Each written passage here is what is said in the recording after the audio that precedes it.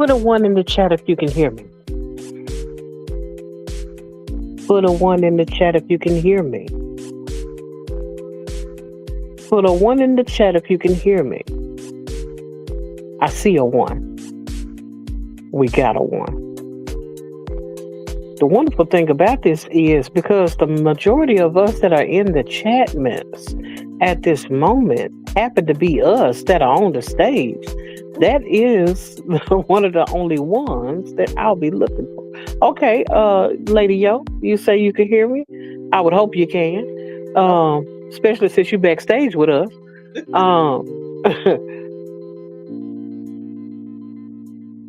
Thank you, Precious. I forgot she a whole mod. Now that's the mod of all mods. Precious most certainly is a mod of all mods. Cold with it already in inviting the people in to like this live. And we're about to get started in a few more seconds. Oh, we got a second person here. Hey, Kendi K, welcome to the Chapmans. Appreciate you coming in, stopping by with us, Intentionally Random Broadcast. Welcome to the Chapmans. So glad to see you.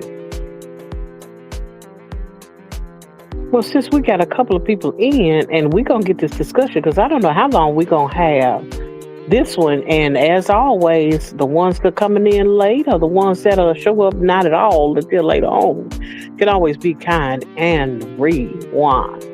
With that being the case, we'll be getting started in 3, 2, and 1.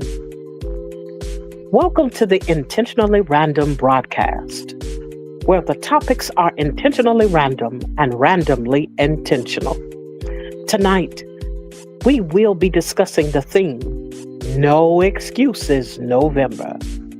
We will attempt to discuss the challenges that accompany the lack of creating proper boundaries, the struggles that come with leaving comfort zones, and the traps of toxic relationships with a refusal to address them.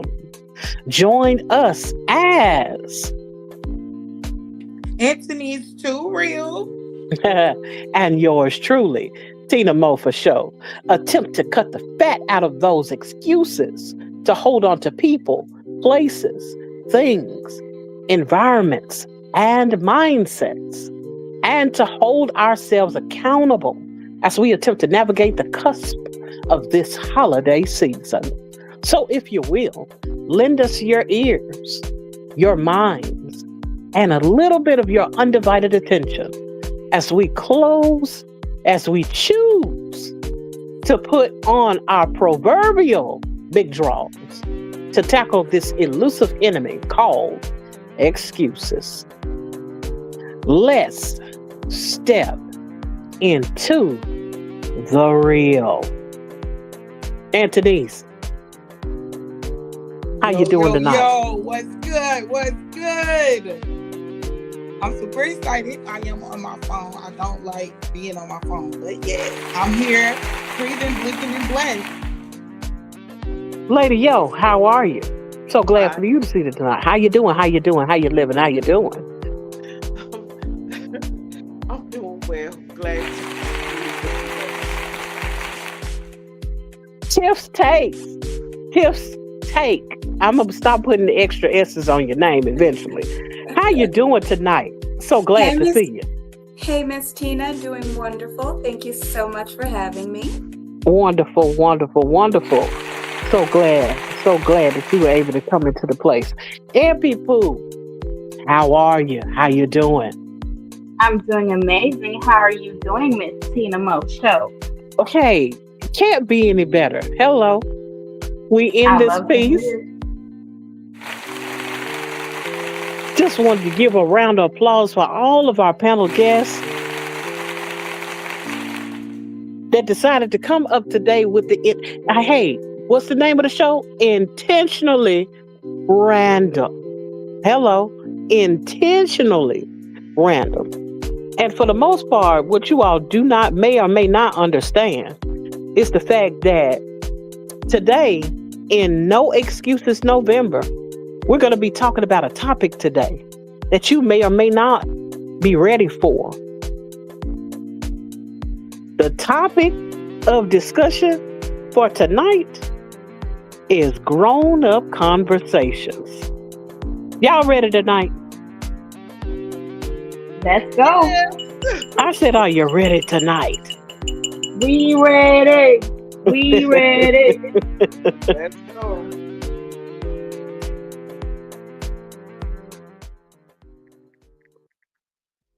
Now that I done got through with all the shenanigans of this, Casey, the one I see you. Appreciate you for stepping up. I mean, stepping in. Welcome to the Chapmans. We have a panel tonight. I'm so glad to be able to share the stage with these, my sisters. For those of you all who are willing to, and they're not the only ones. Well, they're the only ones that I spoke to, as far as personally asking them to come up because we the dream team of the ladies, the ladies' night. We're the dream team, And my host is back tonight. So glad to see her. Um, I'm so glad that you all are coming in. I see you, Yvette. Appreciate you for welcome to the Chapmans. Glad to see you tonight. Um, but I want to make sure that I am able to give the stage to you, those that are on the panel. We're going to do a small introduction, if you would. Miss Yolanda, let them know what your channel name is, and where you're streaming from, and give us a little bit about your channel. Hello, everyone. I am Yolanda, and the name of my channel is Brit Family Fun. I am a lifestyle channel. I work out in a segment I affectionately call Get Fit with Brit and chat. Where I work out and just talk about whatever subject that comes to mind that day.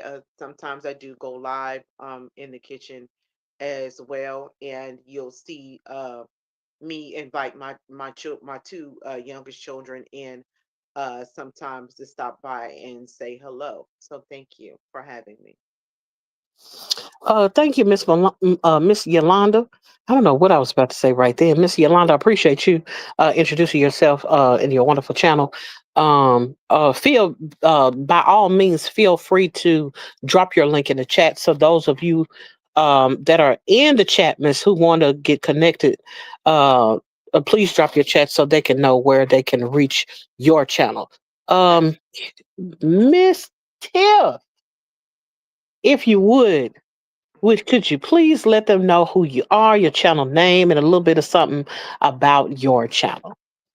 Hello, hello. My name is Tiffany, and my channel is Tiff's Take. And on my channel, I just do real talk, real reviews, and everyday living. So that's about it. Just vibing on YouTube. I most definitely understand that. If you will, drop your link in the chat, miss, and let the people who desire to um, connect with you so they can be able to see what you have going on your channel as well. Because what we not going to do is block anyone's blessing. Because all of us are family, especially those of you all in the Are You Locked In community. We want to make sure that everyone who wants to check out your page is able to do so. Epi yes. Pooh, how are you? I I'm didn't doing ask that question amazing. already, but I'm asking again. I'm sorry. Uh, so glad that you're up here. If you will, if you don't mind, could you let the people know the name of your channel and what you have to offer as far as the channel is concerned? Okay, good evening, everyone. Thank you guys for tuning in to this night of Intentionally Random with my girl, Miss Tina Mo and Anthony. Okay, so my name is Epi. My channel name is called Epi Poo. So my channel basically consists of like my everyday life with me and my children and my husband. So it's kind of like a family channel. I do a little bit of everything, whether I'm in the kitchen cooking, I could be at a festival, at a fair event or something, or playing around my animals. I got a bearded dragon. I have a Great Dane. So you can catch a little bit of everything on my channel. I had no idea that you had a Great Dane. You know, I be watching, but I guess I just be more so listening than watching. I knew you had a dog, but I didn't know that you had a Shetland pony.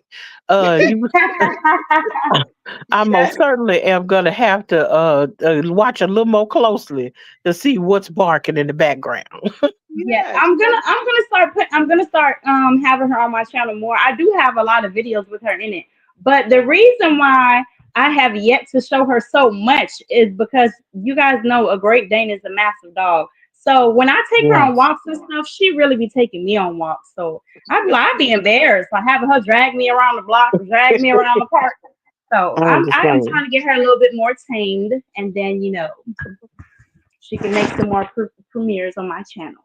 I get that most certainly. Too real. Last but not least, the co-host with the mostest and the best hostess in the United States of America. What's going I'm on?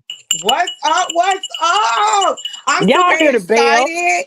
Come We on. have this is gonna be so good. Is this the first panel unintentionally random or not? It is the first panel. Okay, it's lit. It's so lit. Yes. I'm super excited. Thank everyone who pulled up. I truly appreciate it. If you are new here, because I know a lot of people are streaming it to their page, because when you pull up with us, everybody get ours. Yes.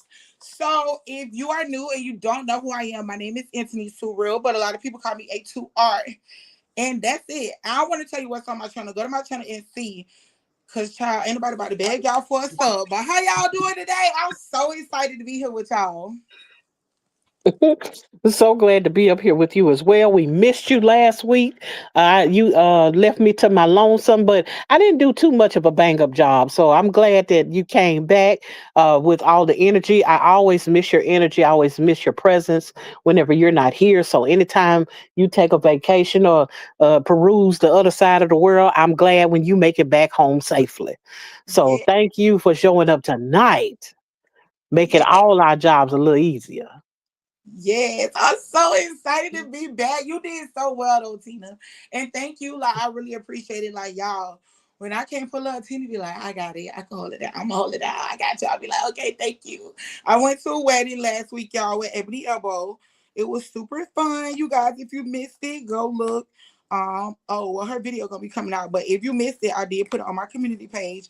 I'm super excited to be back here with my favorite hostess with the mostest. Hey Tina, how you feel? Hey, hey, I'm in this piece. You know what I'm saying? I'm doing what I'm doing, feeling how I'm feeling, and I'm feeling like I'm feeling because I'm still above ground. It's better to be seen than to be Mm, viewed. That's all I can tell you. You know, I ain't got nothing but smack, and applesauce for the people. Hello. hmm.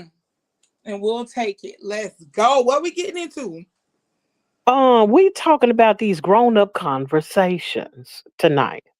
And at any given time you want to chime in by any means, please do so. I know that you all are accustomed to things being a little more orthodox or having a little more of a um outline. I know y'all have been spoiled by Elevated, you know. Elevated came in and he have all his little notes together and he have all of the questions and whatnot. This ain't that. We having a grown up conversation. And you know how grown folks conversations are. You start They talking just about a thing and conversate. that thing get Right. real on you. Hello. Yeah. Hmm. One of the things that I wanted to talk about tonight though is this whole thing about not wanting to tell people no, Mm, Mm, no, no, mm. just no. You know the complete sentence? No, no, yeah. absolutely not. No. I'm gonna let you all think about that and marinate on it just a moment. Just a moment while I tried my best to acknowledge some of these people that have entered into the chatments. Because when I tell you that we have a barrage of people that have run into here like I was giving away turkeys or something, I ain't never seen this many people before. But I'm glad they showed up. Hello, somebody. Look at that. The bells is ringing. The bells are ringing. Okay, let me see Welcome here. in, welcome in, welcome in, everybody. Yes, welcome them in. Welcome them in. Now this is like jump rope. Y'all know how to double dutch. Some of y'all done double dutch before. And now I'm gonna tell you right now. I I I almost told on myself. It's a lot of things that I could do. A lot of dances that I could do. One of them I could never do was double dutch. I never figured it out. I don't know what it was about the rhythm of hippity and hopping on these two ropes. I could never get it together. But what I can tell you is that if you say something, we will listen. And so be feel free to jump in whenever you get ready to let us know after I acknowledge these folks out in the chat miss, to let us know what you think about that word as it pertains to know. Now, don't forget, this is a grown up conversation. So we're not going to be sitting around and trying to hold nobody up. We're not going to stop you from saying what you need to say. Get it off your chest because this is grown folks conversation. I spoke to Precious earlier, but I'm so glad I want to go ahead and acknowledge you again. Appreciate you so much, Precious, for showing up into the chat miss. Wait a minute, wait a minute, wait a minute. You know what? I'm looking at my own chat miss as if I don't need to look at all the other ones. All of us are connected. Boy, I tell you what, let me bag up a little bit. Precious, PGA Bishop. Welcome to the Chapmans. Thank you for showing up, sir. I always appreciate when the men come into the space, even though there are so many ladies. Now I know it's a lot to look at out there. You know, there's a lot of beautiful, wonderful women out there, and up here on the panel. So anytime you come in and have something good to say, something positive to say, other than saying something crazy like women ain't worth a quarter, I'm glad for you to be in the space. And so we appreciate your presence. Candy K all day. I think I said something to you earlier. Appreciate your presence. Welcome to the Chapmans. We have a Judy Williams in the space. Appreciate your presence as well. Welcome to the Chapmans. Um, the Supreme team is in the motor scooting building. Thank you, Supreme, showing up. And yes, you the fifth like and support. We see you. Appreciate you. Welcome into the Chapmans. Um, who else do we have here tonight? And it might take me a couple of seconds because there's so many of y'all in here. It's amazing. It's wonderful. We got Lisa a J. shout out. Stocks. I'm Yeah. sorry, say that again. Oh, I was going to say shout out to Chill Rock. We got GB. We got Rudy in the house. Appreciate you guys for being here. Yes. Yes, indeed. Lisa J. Appreciate you. Welcome to the Chapman's Faith Marie. See you. Welcome to the Chapmans. Appreciate you as well. Oh, you said Chill Rock. Welcome to the Chapmans. Who else do we have here? Because I know this has access to everybody that's in the building. So if they say something on there, they most certainly will see them. KC the One, welcome to the Chapmans. Yvette Williams, I know I said something to you earlier. Welcome to the Chapmans. Trying to get down to the Anthony's. Anthony's, you got about 12 different. Hold on. Wait a minute. YouTube royalty is in the building. Mrs. Supreme, appreciate you for coming into these Chapmans tonight. And I know y'all tired of me waving at everybody. I just want to make sure that I speak and not be rude as a hostess today because we're gonna get so deeply into these things that I might skip quite a few messages. Monique, appreciate you. Welcome to the Chapmans. Trisha Nicole, welcome to the Chapmans. Allison, Map, welcome to the Chapmans. Fantastic. Welcome to the Chapmans. Uh, I wonder how. Oh, I'm getting close, ladies of iTalk. So appreciate you so much. Appreciate your presence. Welcome to the Chatness. Um, who? Let me see. Let me see. I'm almost there. I'm almost there. I'm almost there, y'all. It's about to get started. Rudy, I appreciate your presence. I saw that you had uh subscribed earlier. I wasn't ignoring you, but I did see it. But my hands were busy. I appreciate you for coming in. Welcome to the Chatness. Ghost. Appreciate you for showing up. Welcome to the Chapmans. Um, let me see. Let me see. Let me see. KC, see you. I think that might be up. I done made it to the bottom. Oh, no, I didn't. Micah, always as always, I want to always like to roll out the blue carpet for you. Appreciate you for coming in. Welcome to the Chapmans. And I think this coffee no cream. Welcome to the Chatmas. I see you. Appreciate your presence as well. Let me see. I'm making it. I'm making it. I'm making it. Capital D Jewel. Welcome to the Chapmans. These are some of your people, Britt. Yolanda. I go calling you by your channel name. I know who you are, lady. You know who you are. Yeah. Okay.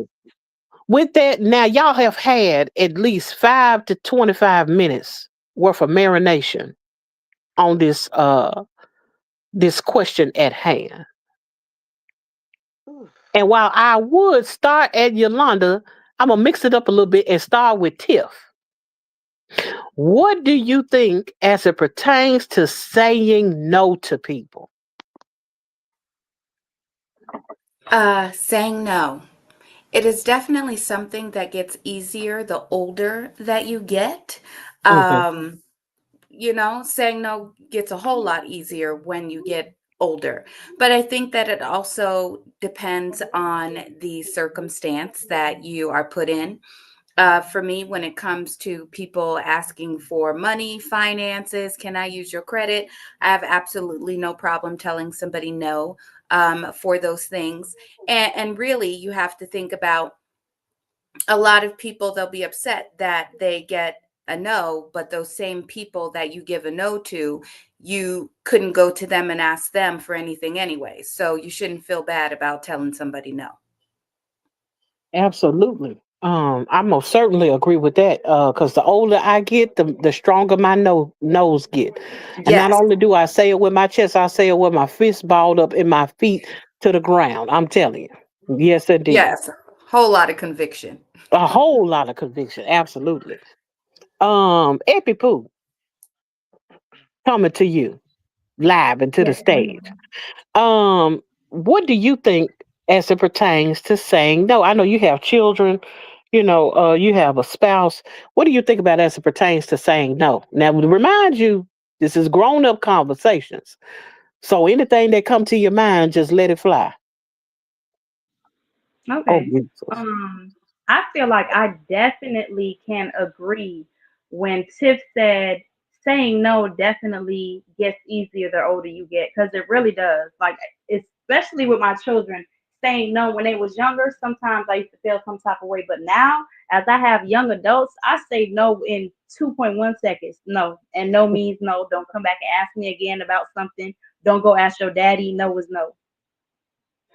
I know that's right, and I understand most certainly. Um, because when I was raising children, let me tell you something. No was my favorite word. No. Don't even look this direction. No. What did I say a few minutes ago? No. And I'm not going to repeat it. Because after I done said Exactly. it, that meaningful no, the one that, where you stare into their soul and dare it to return the same way. Yeah. I've had a plenty of no's when it comes to the kids. Definitely. Um, I've also learned that my no is getting easier dealing with adults my age, older adults, people that I come in contact with day to day or people I've known for years, months, days. My no is becoming easier to say. Um, whereas, when I was younger, I used to feel some type of way about saying no to people. I can admit that when I was younger, I definitely was more of like trying to not hurt somebody's feelings and not make somebody feel uncomfortable and not say no. But now I definitely stand on my no. I most certainly understand that. Um, and can concur. Before I get to you, Yolanda, because I'm coming, I'm on the way. I'm gonna give you a couple more seconds to think about that. No, I just want to acknowledge a couple of people that I see in the chat. Daily Sips with Jazzy J. Appreciate you for coming into the chat, miss. I don't see you very often, but when I do, I am so blessed to see your presence. Uh, uh, Whenever I see you, welcome to the chat, miss.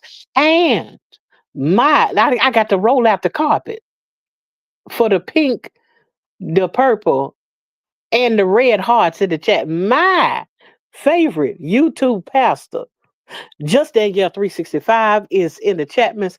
Thank you for showing up. And at any given time, you decide you want to come up into the panel and have a word or two to say. By all means, come on up, come on down, and tell us about these. No. Yes, the carpet. I've been rolling out all the carpets for you, most certainly. Um, Lady Yo, what that no mean to you? Talk to us tonight. It's is easier. It gets easier with your kids. Even like who said when they were get as they get older. Um, but I do wholeheartedly admit I struggle when it comes to uh family. I'm not gonna do this today. Um, when it comes to family dynamics, um, and saying no. So that is something that I'm still working on, and it is not easy, but I believe that sooner than later, it will get much better by just putting on my proverbial big draws, as Tina Mo would say, and just saying it and let the chips fall where they may, because people have no problem saying no to me or not saying anything at all. So I'll just leave it there so I won't start with the uh emotions. Well, that's all right. We might have an emotion or two. Whether that emotion is anger, then the emotion is distress, or that emotion have you crying buckets of water. It's all right because they didn't stop making Kleenex when for this day. So, but I appreciate what you said about that family. That we go because we coming back around to that. I most certainly, as it pertains to saying no to family, it is not easy, especially when you could be tenderhearted as it pertains to those that are closest to you. Right. Too real. Need your thoughts to step into the Chapmans, to step into the panel, step up to the mic. Too real, and tell them what you think about that. No, Testing, testing, one, two, three. No hit. So different for me. Cause yeah, I tell y'all, I'm just bars. Come on. okay. I just wanted to give y'all a little sneak peek of what y'all Hmm. be saying. But I'm gonna be honest with you. No hit different for me because I didn't realize how much I said yes until I started saying no. And the thing that helped me along my no journey was I previously did not really say no because I was afraid of like the reaction I was gonna get when I told people no. Me not saying no, I said yes a whole lot when I really wanted to say no, but all of that is tied to like people pleasing and stuff. But now no be so easy for me. No comes just like simply no. I don't provide an excuse. Unless I choose to. Of course, like I'm not gonna be rude or nothing, but I used to feel like when I used to say no, that I had to explain why I was saying no. But then I started thinking like hell, when people tell me no, don't nobody tell me why. It just be hell no. Well, they don't say hell no. I was just thinking like hell. They just say no. Like they don't care how it made me feel or nothing. And another thing that helped me with saying no was I noticed the same people that I used to say yes to. Like I can tell you 100 yeses, and as soon as I say 101, like on 101 time, I say no. Now people want to move funny or act different. So sometimes it be yeah, but sometimes I ain't gonna lie, I might say no just to see like how a person do because child, everybody be something until you like make them prove what they is. But sorry, that's my thank y'all for listening to my TED talk. Justin, yes, said, I started reframing my no. I am not saying no to you. Really, I am saying is yes to me. I Mm, don't deserve some of the yes I have showered everyone else with. Oh, hold on. I read that wrong. Don't I deserve some mm. of the yeses I have showered everyone else with? I know that's right. Yes, honey, where my big bell at? Cause this need a big bell. Um, I know I went down the line in asking about our no's. And I got everyone else's perspective, mainly because um, everyone has a different perspective to some degree as it pertains to no. You'd be amazed at how many people say there's a no and there's always a caveat. No, but. But I'm like, but I thought no was a complete sentence. It's no, but if my parent asked me to do such so and so, maybe, or it's a no, but if the boss says such and so and so, then I got to. It's a no, but they really need this, that, and the other, and you find a way to turn your no that you should be standing 10 toes down on, and you turn it into a yes. Before I move forward, though, I see a YouTube celebrity in the building. Kiss from Jay. Kiss from Jay. If you decide at any given time you would love to step up into the panel, feel free to do so. We'd love to have you. There is an open panel tonight for those of you all who do not know, or those of you all who have decided to uh, come up. This is an open panel, including men. This is not ladies' night. This is just the ladies from ladies' night. The dream team is up here right now. But of course, want all of you all who have something to say to be able to within reason, because y'all do know that I carry the big wrench at a couple of spots. And so we ain't going for no crazy stuff up here. However, if you got something that you can add to the conversation, feel free to come on up. The link is in the chat. So for those of you all who decide to pop on up, come on up. And I'll let you onto the stage within reason. Hello, Jeffrey. Appreciate your presence. See you.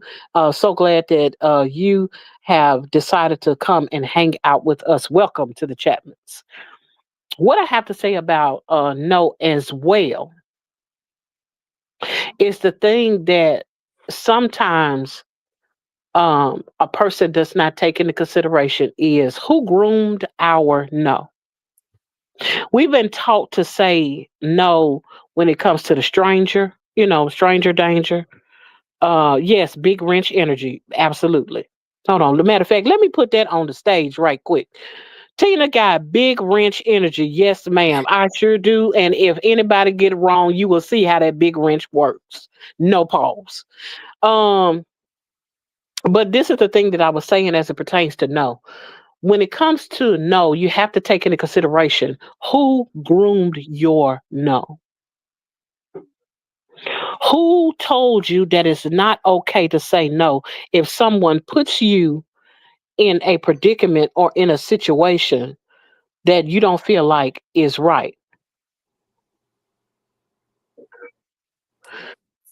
Coming to the stage, we have, as I pause for the cause, none other than Kiss from Jay. Hello, how are you? Hey, ladies. I'm doing Hey, yes. amazing. How are all of y'all doing?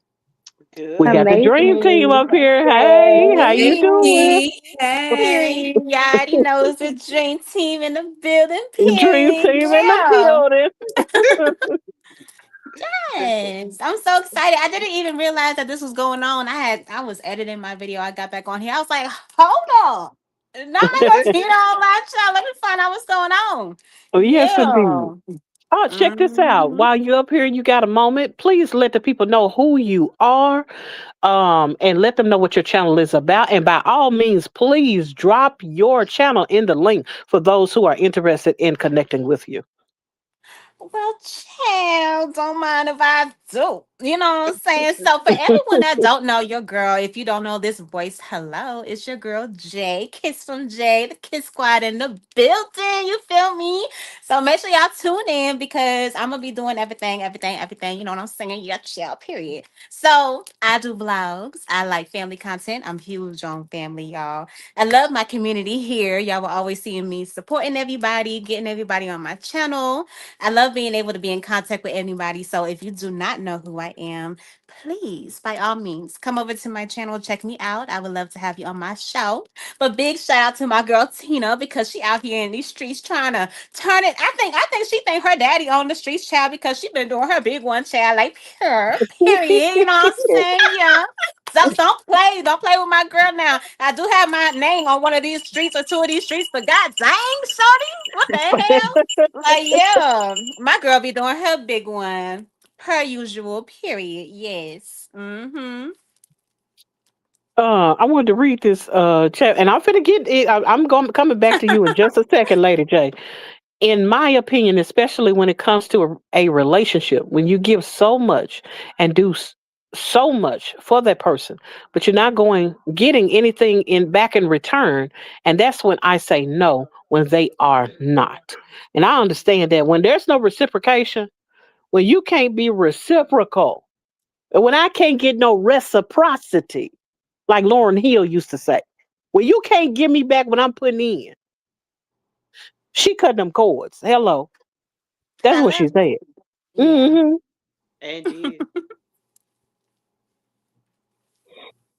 Lady J. Oh, I see someone. Susanna, so glad to see you. Appreciate you for stepping up. You're always very, very supportive. I see you in just about every live I'm ever in. Thank you. Appreciate your presence. Welcome to the Chapmans. Lady J, what are your first thoughts as it pertains to no? My first thoughts as it pertains to no.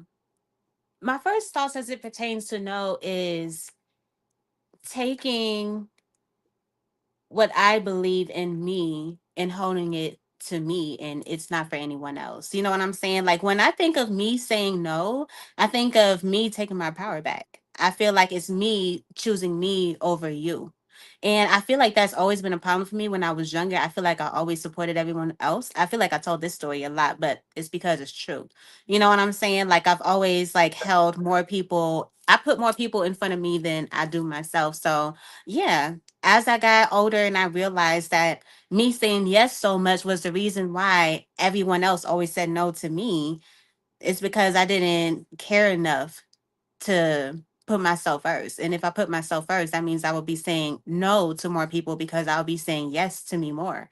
You know what I'm saying? So I kind of feel like when it comes to no, it just kind of means that I'm putting myself first and I'm actually caring for myself and I care for my future and I care for my well being. And I care to know that what I'm doing in my present time is going to affect my future. So I want to make sure that whatever it is, whoever it is, like whatever I may be doing, I want to make sure that I'm saying yes to my future and I'm saying no to anything that's holding me back. I know that's right. Um, and that's the thing about when it comes to no, and I know it's real, real generic in the moment. Because I want to step into some other issues as well. And Lafita, if you, the link is in the chat, you should be able to see it. Then again, I don't know whose chat you're in, but the link is in the chat on my page and on Two Reels page. So if you decide you want to come up, by all means do so. We still have room for you. I always love your input as well. Um, and so if you see the link and decide to come on up, come on up. Tiff is putting it into the Chapmans right now. So step on up if you want to, Lafita.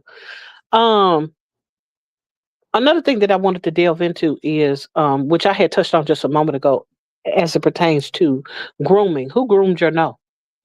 Who told you it wasn't okay to say no when something is hurting you? Who told you it wasn't okay to say no um, when the individual who's telling you to say no tells you to say no to everyone except for themselves? How Oh, many times have we been in positions where we have been taught to say no, except for when it's time in their minds for us to say yes? I've had some experiences in my life where, of course, I was taught to say no to drugs. Well, I didn't listen to that. Lord knows I was smoking all of the trees, you know. Um, and I had to pop me a few ecstasy too, or a lot of them at one point in time. But hey, they was out and about. I was, swinging them at one point in time, and I done had me some. But beyond that, the saying no to the drugs, they told me, I was taught well coming up.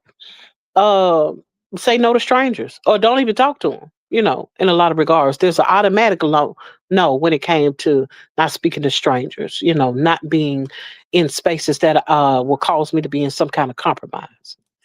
But what happens when the person that you've been depending on to be your a parental factor, or what happens when um, the individual has some kind of or some sort of authority over you? Um, what happens if it's your pastor? What happens if it's your parent, your mother, your father, and they tell you to do something that goes outside of your comfortability as it pertains to no, or your conscience as it pertains to no? Um, what do you think, Antonice, as it pertains to when a person um, who's in authority is trying to groom your no into a yes? I'm gonna just be whole heart. I'm just be honest. That will so okay, because I know we got like a panel, and I want to take up too much time. Long story short, I'm gonna just say when a person with authority just be trying to like do all of that and be out with that groom and stuff, it started to kind of give me like manipulation vibes a little bit. Especially if you want me to say no to everybody else, but always yes to you. That kind of like give me like my spider senses like start tingling. Mm-mm. Oh, you don't have to worry about the time, Anthony's. I mean, if you need to drop it and dip, then drop and dip. But as far as these folks, if they can't stay, you know where they can go, and they can always come back and replay. And then when I say, oh, here we go with the disclaimer, first one of the night. When I say that they can go, I'm not telling them to go nowhere. Like that. I'm just saying if they need to leave, excuse themselves, depart from the live. It is okay because we're going to have this on each of our channels so you can watch it later. Watch the stuff that you didn't pick up now. So by all means, if you need to leave the panel, if you need to leave the Chapmans, if you need to leave life, as a whole, we are not stopping you. Now, I wouldn't advise that you leave life as a whole. We want you to keep breathing. But if it be the case that you need to excuse yourself, by all means, if you don't hold up your Baptist finger, your Jehovah's Witness finger, your atheist finger, whatever finger you got, if you ain't got no fingers, if you just decide to leave without holding up nothing, it's okay because we're Oh, gonna be here and we're gonna rock out. And I'm not gonna say the rest of what Supreme normally says, but we're gonna keep on going. Don't be raggedy. No, I'm not gonna be raggedy today. oh, hold on, Um, y'all. What's How? the agree to disagree podcast? Hit the link and come up here. I uh mean, if oh, you able to who you? Oh, you said. get my chat. Oh, okay, I see, I see, I see. Come on up. By Okay. all means, come So on up. can I put my answer next? Yes, Well, go ahead, jump my in. bad. Okay. I didn't get a chance. So I didn't want to interrupt and say, hey, but what's up, Sugar Kisses? Hey, girl. hey, what's up, my girly girl? You know what I'm saying? Nothing. What's poppin'? Nothing, girl. I'm so Yes. excited to have a panel. Maybe I hope we could do like a panel like at least once a month. This is like so dope to just hear other people's perspective. And I know a lot of times when y'all be in the Yeah. comments stuff in the chat means people probably want to say stuff, but I ain't gonna lie, I be having a lot to say, y'all, but I don't be wanting to type all of that. I feel you and I completely understand. True. But yes, what you was Hmm. about to say, Queen, you got it. Yes, girl. So I was kind of gonna say in the beginning of what Tina was saying, she was pretty much like who groomed your no. I kind of Hmm. feel like it has to do more so with society and social media when it comes to majority of the population. You know what I'm saying? I Hmm. feel like people look at it as if they're being alienized if they do anything that's outside of what is trending or what is the now. You know what I'm saying? And it makes you feel out of place. So it's amazing for people to be able to know within themselves what they like and what they dislike versus having to go along with what is being liked and being disliked by a population in a whole. So I kind of feel like when it comes to what grooms your nose, it has a lot to do with what society puts in front of your face. You know what I'm saying? There's a lot of things that people are saying no to, and it's only because it's by popular demand versus it being because that's how you actually feel. So I just kind of feel like if people are more like true to themselves and what they feel within themselves, and not because they're thinking of what other people may think, you know what I'm saying, they would probably be better off in life. They'll probably be further in life. And that has a lot to do with judgment and like bad comments, or like feeling isolated or anything like that. I feel like a whole lot of that um makes people and grooms people's nose. I wholeheartedly agree that even when it comes to how we're raised, there was a societal norm at one point in time, whether your parent was a Gen Xer or your parent was a baby boomer or your parent may have been part of the silent generation, greatest generation, whatever generation they want to call it. When you see how things were at one point in time, they used to talk about having the American dream, which was to be married with two kids, with a dog and a white picket fence and a fish or something.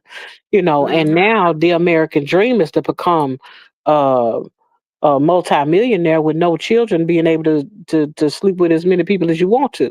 It changed over the years, and so sometimes you have to take a moment and who's this? Mic check. When I see who you are, I most certainly will see who is Mike Check. Does anyone know Mike Check? That's agree to disagree. No, I think that's one of them. Oh, okay. I hope that's one of them. Now don't come up here with no funny stuff. If they ain't who that think I am, come in here and don't be who I think you is. And watch what happen. Watch what happen, y'all. They still buffering. They might need to.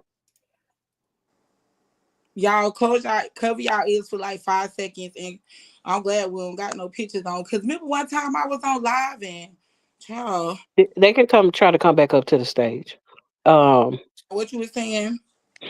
what I was saying about as it pertains to society and how the societal norms had a lot of influence on how people raised their children. And when it came, I mean, even church culture was different at one point in time. Just Danielle said you have to cultivate resilience and self-reliance when you say no, and understand that you will not be accepted by everyone, no matter how many yeses you give. Absolutely. Hmm. Absolutely. But that's the thing about having resilience is that thing starts somewhere. You begin to understand those principles early on in life so that you begin to put those things into practice early enough to where when you do have those times in your life where you have that bump in the road with someone and you need to have that firm no, that no stays a no. And not everyone came up in places where that resilience was taught.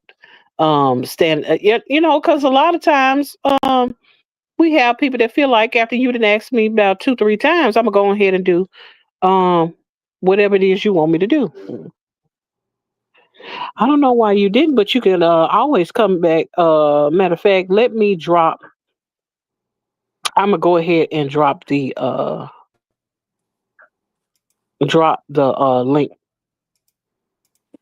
Oh nope, you trying to come back in again?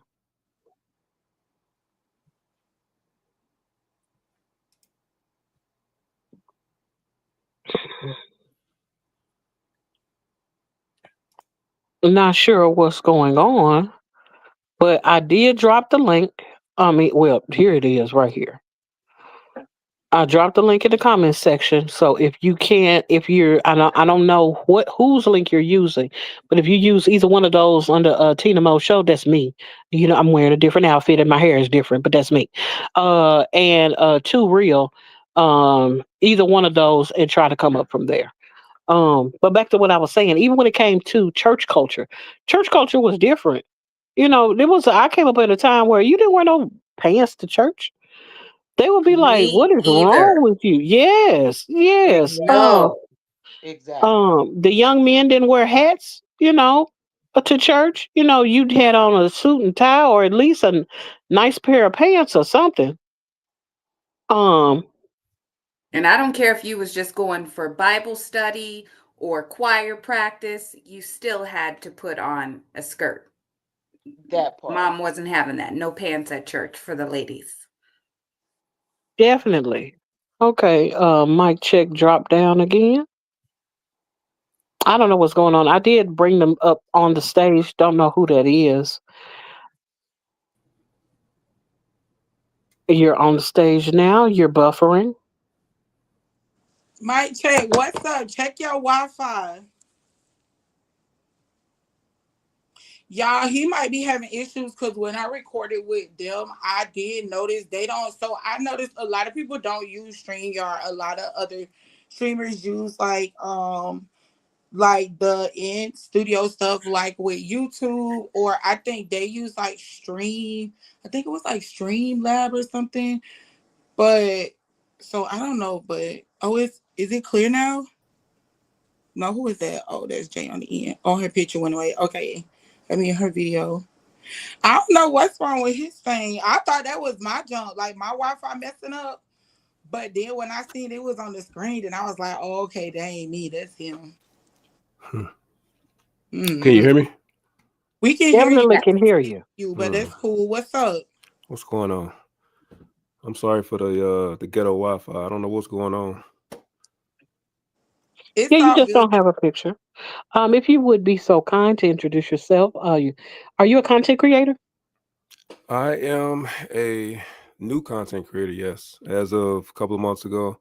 I've had a Okay. channel. I've had a channel for years. I'm a beat maker, producer, but I've kind of branched off into the content creation aspect of the internet, just to have conversations with everybody. It's a small community, and I like to just network and have conversations that you would normally have on a telephone, on a cell phone. You just want to bring it to the internet because we all have interesting conversations that build each other up. That we can all gain a perspective from each other, and I think more of that needs to be shown. To the world. I would say the World Wide Web, because we all have similar ideas. They may not all agree, but we definitely can learn a lot from different people's perspectives. We don't all have to agree all the way, but there's a lot to be learned from different perspectives. Absolutely. Right, Check. I want to officially welcome you to the panel. I've never seen you before. Of course, you're new to me, Hmm. but if you would be so kind to let the audience know your channel name, your name, channel name, and what your channel brings to the stage. Sure. So our channel is Agree to Disagree podcast. I added the A2D at the beginning because it's a lot of Agree to Disagree podcasts that I've known, that I've discovered. So just for the sake of the search, I put the A2D in the front. Basically, this is a I want to say it's a men's advocate channel, but it's really a family advocate channel. It's a relationship advocate channel. We talk a lot about relationships. We talk a lot about family dynamics, rearing sons and daughters. Sometimes we break down, current events, but for the most part, we focus on self-development, family development, and relationship development.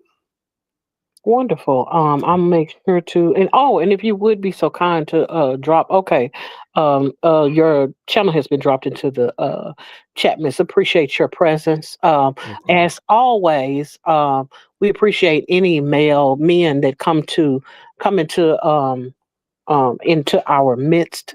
I'm going to ask you the same question that I asked the panel guests, as it pertains to what comes to your mind first as it pertains to no. And I want to also ask you, while you have a moment on the stage, what do you think about as it pertains to people that initially has groomed your no?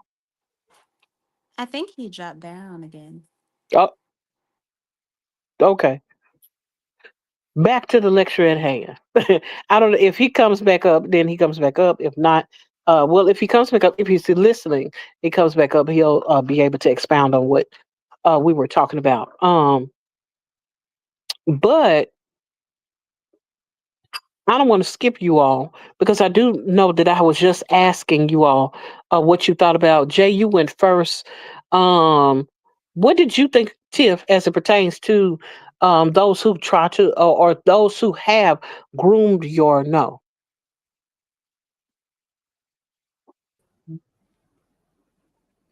Am I back? Yes, you definitely are back. Okay, I apologize. I don't know what I tapped, but it kicked me out. What was the question again? I'm sorry. Um, if you would hold on just a moment, because I want to let go ahead and let allow Tiff to Okay. answer the question at hand, Okay. which is what are your thoughts as it pertains to groom those in authority at grooming your no?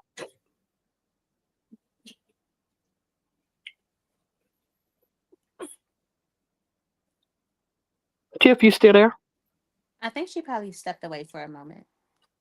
Yeah, I'm sorry. I am. Um, Okay. so I don't think that I've ever even necessarily been in, well, I guess I have been in that predicament. But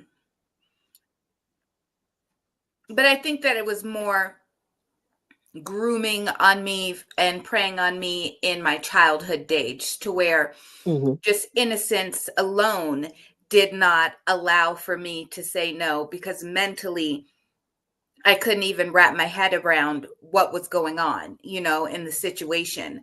Um, so I can see where, people can kind of hold a power or possess power over younger people, but that's what it's all about when it comes to really building up a strong mind. Um, but then also, coming from a strong background, a strong home. And then as parents, we do actually have to take the time out to practice life situations. We you don't think that you would have to, but you kind of do have to practice putting your kids into life situations, whether it be like stranger danger or inappropriate affections from an adult, so that they are aware with how to act and how to say no. When you know better, you do better. So we just have to be more aware as adults to teach these things to kids so that they know how to navigate through that no. I most certainly agree with you.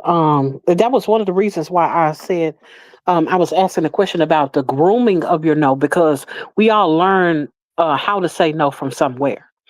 While I do understand a concept of there are people who mostly their nose were groomed by maybe their siblings or they were in situations where their nose were groomed after they went to school. But I'm like, but you learned how to say no when you were little.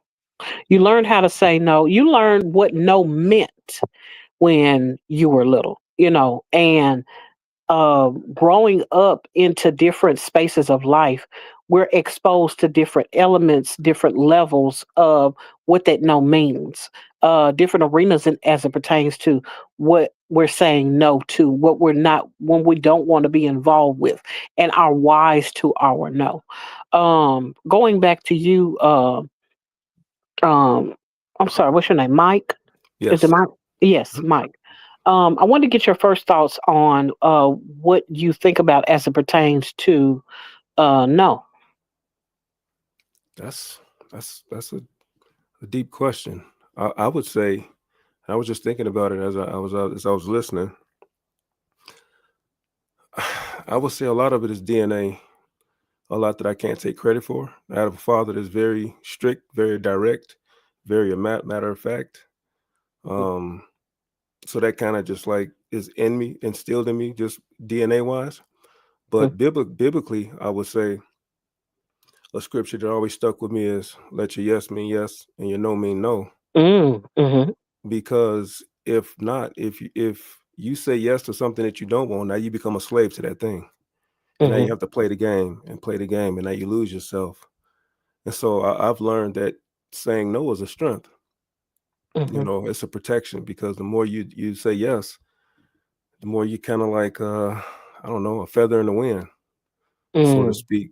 You're just guided by compromise. You're guided by just get going along to get along.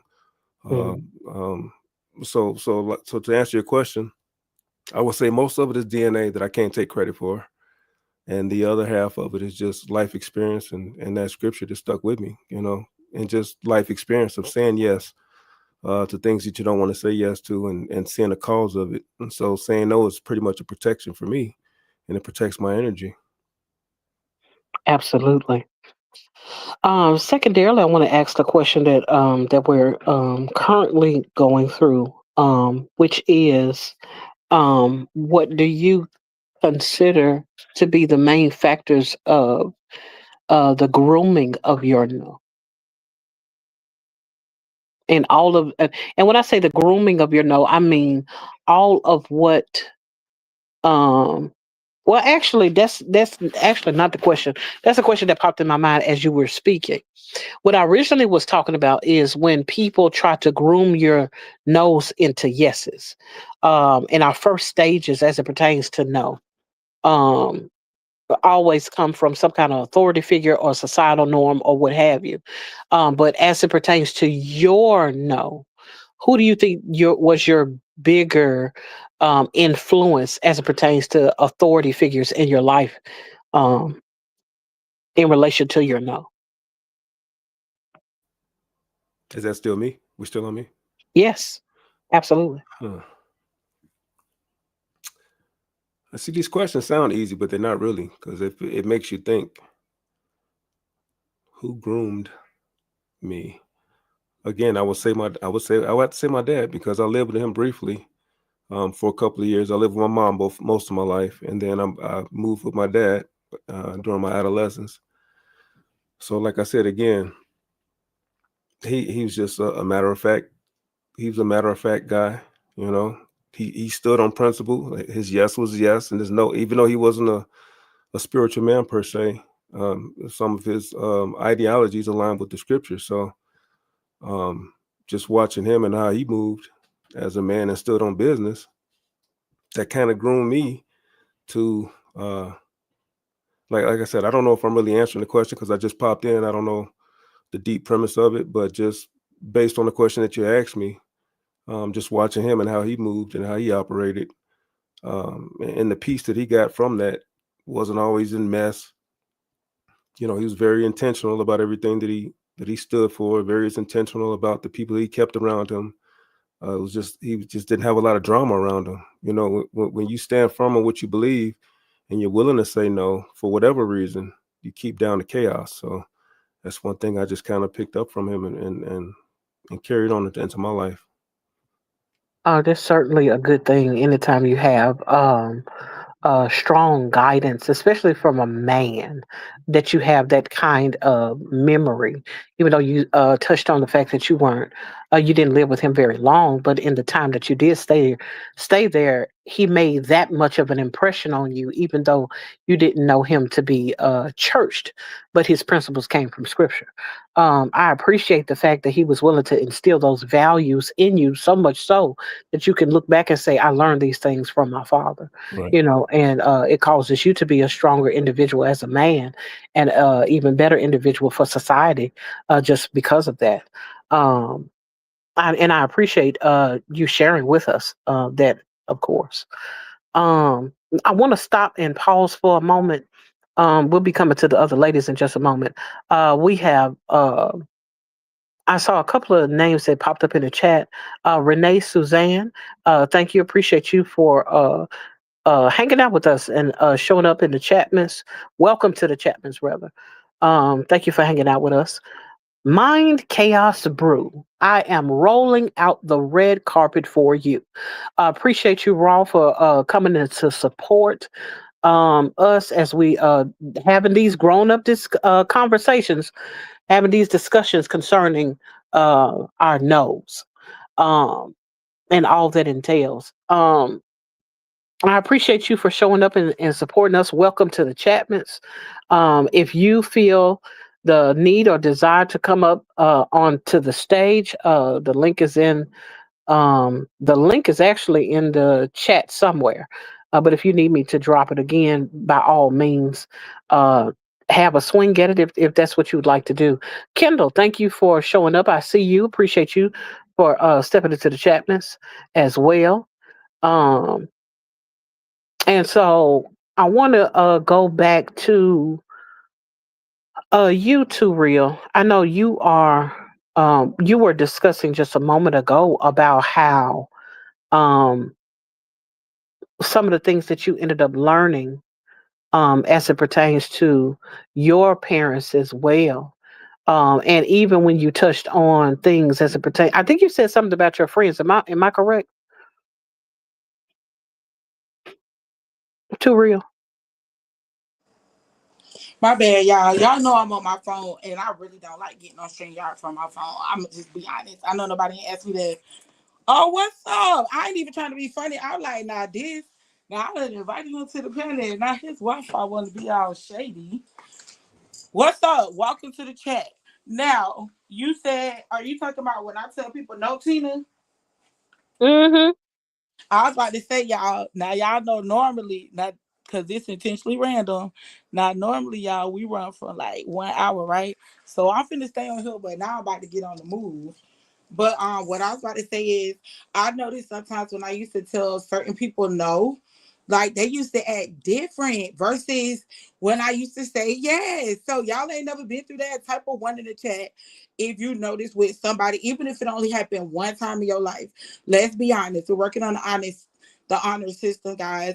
If you notice, type of one in the chat. If you notice to where some people, or even if it's only one person, you notice they act different when you tell them yes versus when you tell them no.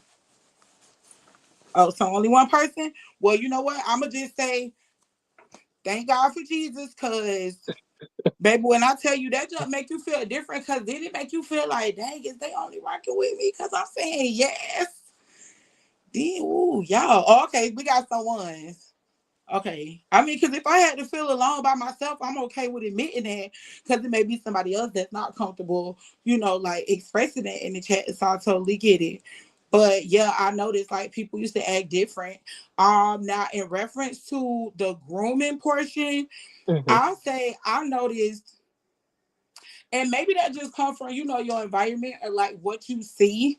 Um, I'll just say I grew up in a I ain't trying to make you sound bad. I love my family. But I say a yes community.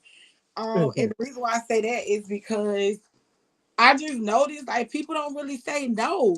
And I noticed not saying no, like that make you not have boundaries. Like me not being able to say no or always just saying yes, that's gonna turn me into a people pleaser. Like for a really long time in my life, like I was a people pleaser and didn't even know it. And I'm like, dang, why do I always just feel like I can't say no? It was like at a point to where y'all I felt like I could not say no. Like, yes was the bad word. I mean, like, no was the bad word, but y'all know what I mean. Yes, I most certainly I definitely understand. agree. Yes, yes, indeed. No was a bad word, especially if you were a child. We have someone else new that has stepped up to the stage. Hold on, ladies. Hold on to your horses. We're most certainly coming back to you all, asking you some of the same questions. But we have YouTube royalty that has stepped onto the stage. So glad to see you, known as Mind Chaos Brew.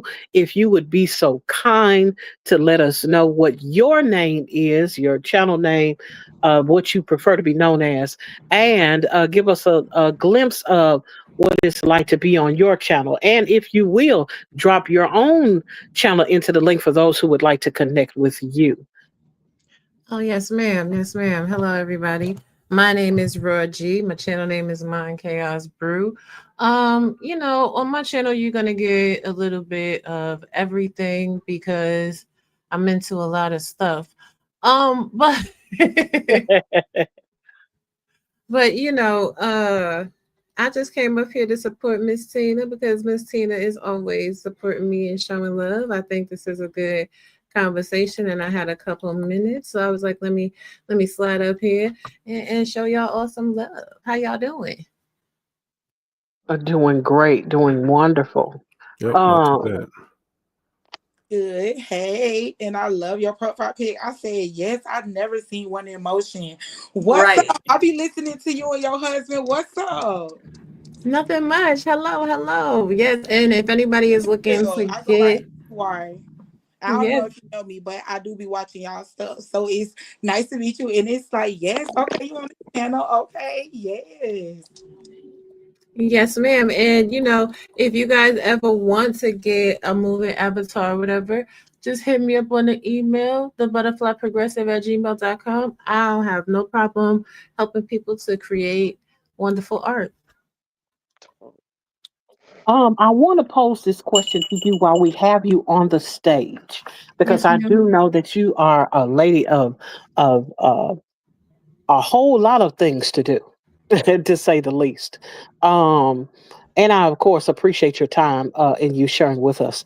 What are your thoughts as it pertains to the word no?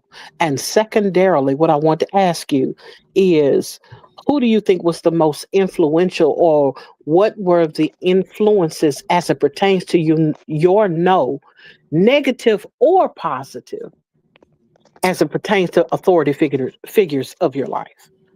Well, the young lady that was just speaking about how, no can become a hindrance because it makes people a people pleaser. In my family, no was a cornerstone for everything. You had to earn a yes coming from where I'm from. So I've always been very comfortable with the word no. No, I can't help you. No, I'm not helping you move. No, I can't give you $20. No. I, I know that's I just, right. yes, I just love the word no. Now I do have problems with it from time to time because I'm not gonna lie to you. I like to keep relationships open and viable. When people hear the word no, a lot of people have a reaction that's based on ego, so then they start to foster resentment. So I think in interpersonal relationships, you have to be very intentional with no, because no helps you to set boundaries. Now, when it comes to like your children, of course you got to tell them no, because your children will ask you for anything. Let me give you a prime example. My child tried me this holiday season for the Halloween, honey. My child thought she was going to spend $150 on a costume for one day because she didn't want a costume. She wanted to get a wig and the leggings and a skirt and a vest and a wand because she wanted to create a fantasy character. And she had to understand no, because she had to bring some grades up. You understand what I'm saying? Yes, Right. A2. These kids are very much wild. But as far as who was my biggest influence, it was my grandmother. Now, my Mm. grandmother was a holiness minister. So, child, my grandma would tell you no in a heartbeat, honey, but she'll tell you no with some blessed oil, honey. Blessed assurance. Yes, indeed. I Yes. understand. Whew, that was that holy no. Yes, where you couldn't even say that. Like, let me give you a prime example. So, my grandmother used to live in Jacksonville. Now, every year I would go down there a couple times a year on breaks, the summer, you know what I'm saying, make sure she was all right or whatever. But at this time in life, I'm like 17. I finished high school. I'm trying to meet people in Florida, go outside. But again, remember, she a holiness minister. So in her house, we watching TBN all day, eating turnips and all the good nutritious stuff. Yes. Can I go outside? No, you don't know these people. You're not even from here. Like, Yes, indeed. so she always Oh, told me to keep my guard up and stay steeped in prayer. And even now, when y'all see me, y'all will see me cutting up. Those of you that haven't been in my page, if you come through, you're gonna see me cut up a time or two. But even then, I always have a little boundary of how far I'll go based on what my grandmother instilled in me when I was younger. yes. And I most certainly understand that. How those major influences, as early as possible, are the things that generally stay with us the longest and have the most lasting effect. I know that coming up, my mother was the main one who taught us how to say no. And I'm sure she's listening right now. I might get a phone call later, but hey, she might get told on a little bit, just a smidgen. My mother had a policy where we couldn't tell her no. We could not tell her no. She could tell us no, but we couldn't tell her no. And so, what I learned was to be so afraid of disappointing her. being so afraid to tell her no that it took so many years before I ever told her no. As a matter of fact, I remember this one particular incident occurred, and where my mother had bought us some cereal, and I wasn't old, but I think I was grown. It was one of those things where I was of age, maybe about 18, 19 or something. And I remember she bought us some cereal like she would always do, take us to the grocery store, buy some cereal or what have you. And at the time, I was like, Ma, you keep eating up all the cereal. And she says, well, I bought it, didn't I? And I'm like, oh, and it was something about that whole thing of when she turned around and asked me was, you mean to tell me that if I ask you for some cereal, you would tell me no? And I paused because I had never been posed with the question of, I'm not supposed to tell you no? I'm supposed to give you everything. I'm supposed to share everything with you. And it was one of those things that put a fear in me to the point where I eventually became quite a bit of a people pleaser. Now, of course, I've learned since then, that you must set boundaries and all of that. And but I knew how much of an influence that was that very moment that fear entered into me about saying no, uh, as it pertains to disappointment. Because she's like, I can't believe that you would tell your only mother, no, after all I've done for you. She just, buttered it up and zhuzhed it up real good, to where I just felt horrible about telling her no. But then, it was other people in my life that had that same effect. They put on, the waterworks, or they cry, or they would act real sad, and I wouldn't know how to tell them no. And so it took years, of course, some therapy and some more to finally come to that place where I was able to tell a person no again, or come to a place where I was able to say no, period. And so I know how much of how important it is to have the right people in your life teaching you and telling you how to have the proper no's and set the proper boundaries in your life. And when you don't have that, it could be horrible, depending on you going on the outside or being out in the world and not being able to understand that you're going to have to tell someone no at some point in time.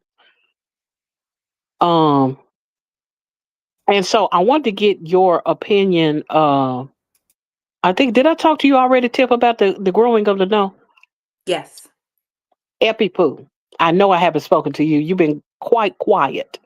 Um, but I wanted to ask you, what are your thoughts as it pertains to the negative or the positive influences as it pertains to authority figures with that no? Okay, my perspective on it. Um, I feel like me, I take more. I have the same response as to. I'm not sure who her name was, the lady that you guys just had on the panel. I feel like my nose were strongly. Give me 1 second. I think my earbuds went dead or something. Hold on 1 second. Can y'all hear me? Yes, hear you just fine. Okay. All right. My earbuds just died in my ear. Hold on 1 second.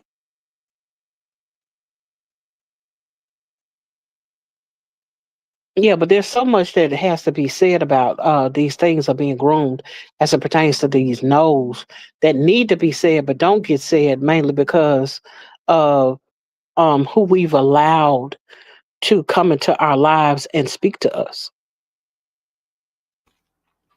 That's interesting. So I've never had a problem saying no. So this conversation is very enlightening. I'm listening. So quick question. Hmm. Because my wife struggled with this Hmm. last Hmm. 5 years of saying no and setting boundaries. And so let's say you had trouble saying no up into your 40s. Hmm. What was the defining moment? What was that thing to make you, reach rock bottom and make you start to develop boundaries? Generally, it's I would say it's pain when you come to a place in your life where Um, you've literally had enough to the point where you're willing to do whatever it takes to take a stand for yourself. And sometimes, I mean, to be honest, some people need therapy. They have to do the groundwork of why that no has never been implemented properly.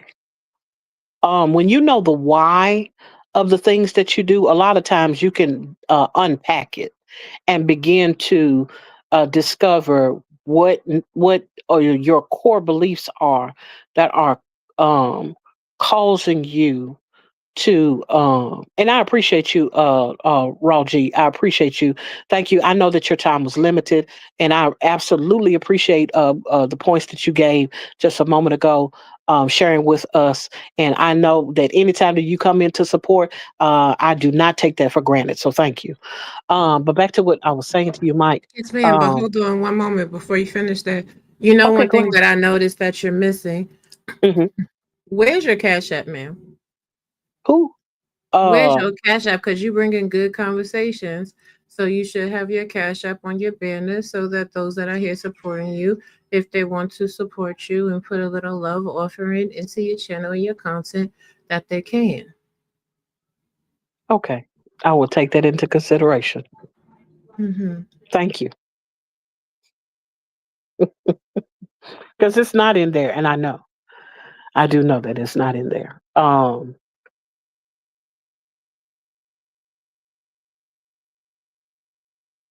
Add to the stage. Okay. But back to what I was saying, as it concerns,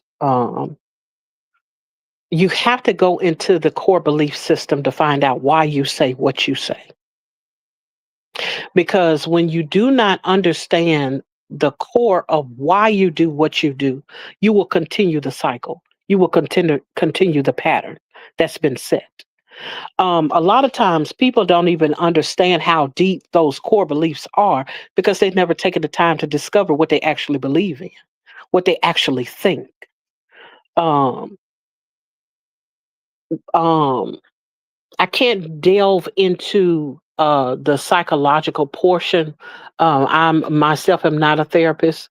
I am not a counselor by any means. However, I do understand what it is like to be in error as it pertains to believing things about yourself and about other people that cause you to make the same decisions over and over again.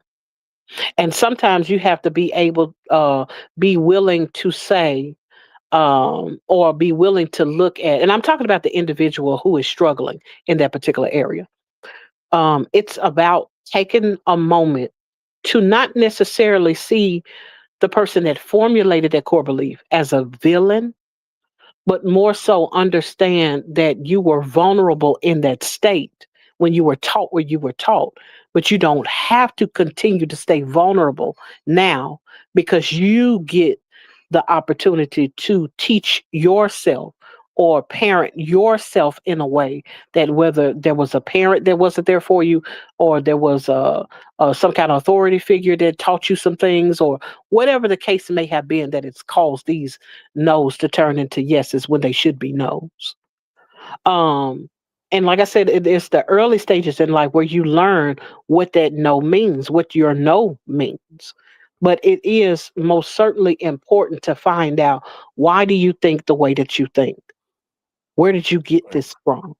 You know. So do you think, or do you believe that being a people pleaser and uh, finding it hard to say no, do you think that's hereditary, or do you think that's all they were groomed that way? Do you think there's instances where people just naturally are that way, or do you believe that for the most part it's they had some not trauma, but they had some effect as to why they developed that sense of needing to be a people pleaser? Um, can I say it's hereditary? Mm, I don't know if I could necessarily say that it's hereditary. However, what I can say is because that almost leans towards the idea of generational curses. And I say that specifically because of the idea that someone can pass down an idea to you from layers and layers and layers of other people. When in fact, if your great grandmother taught a thing, and she taught the grandmother a thing, and the grandmother taught the mother a thing, 9 times out of 10, the daughter is going to do it too. And so you're talking about generations of bad decisions, generations of bad teaching, generations of bad ideology. Um, and when it comes to that, then you look at the thing of, well, why did great great grandmother teach this? Well, it could have been a thing about protection at one point in time. We're trying to stay alive. It could have been a thing about survival when it came to the next generation because of the trauma of that great grandmother. They're now teaching the grandmother, if you want to survive, you got to survive like I survived. You want to get out here and you want to do this, that, and the other. This is what you need to believe in order to survive. Well, she may know why her predecessors told her that without taking into consideration that she's in a different day and surviving a different time than her predecessor. And so um and you end up with traditions in that way. It's a tradition to think this way as a woman. It's a tradition to have these particular mechanisms and these particular kinds of ideologies and habits and things of that nature, all the way down to eating. We always eat ham hocks and hog maws and chitlins and all that on Thanksgiving. Why? Well, at one point in time, that was all you had because that was the scraps that were left to you.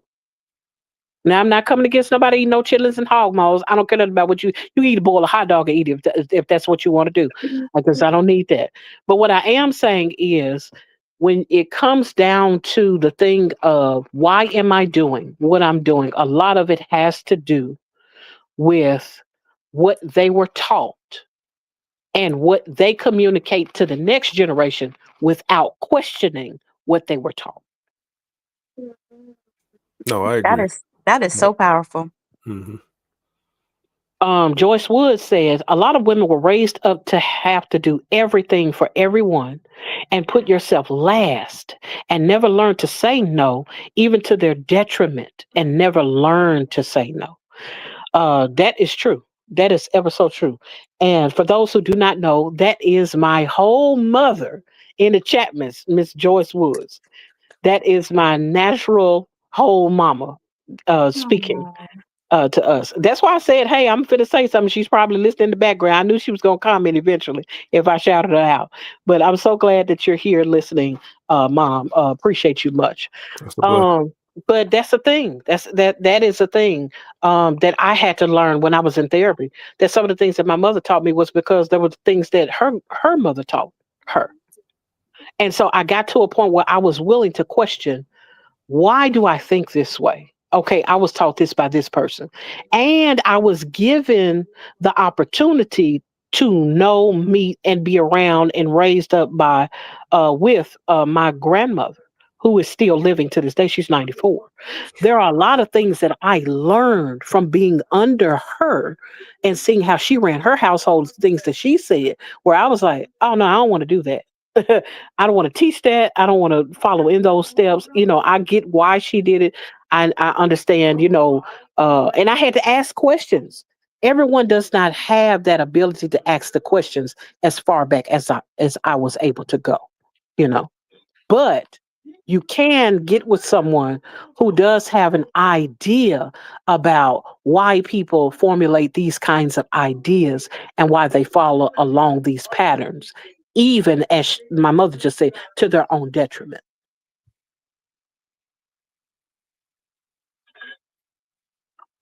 Did I answer your question, Mike? I'm sorry. Yes, I you just did. No, went no, on. yes, you did. I'm here to listen. I'm not here Mhm, to educate. I'm here to listen.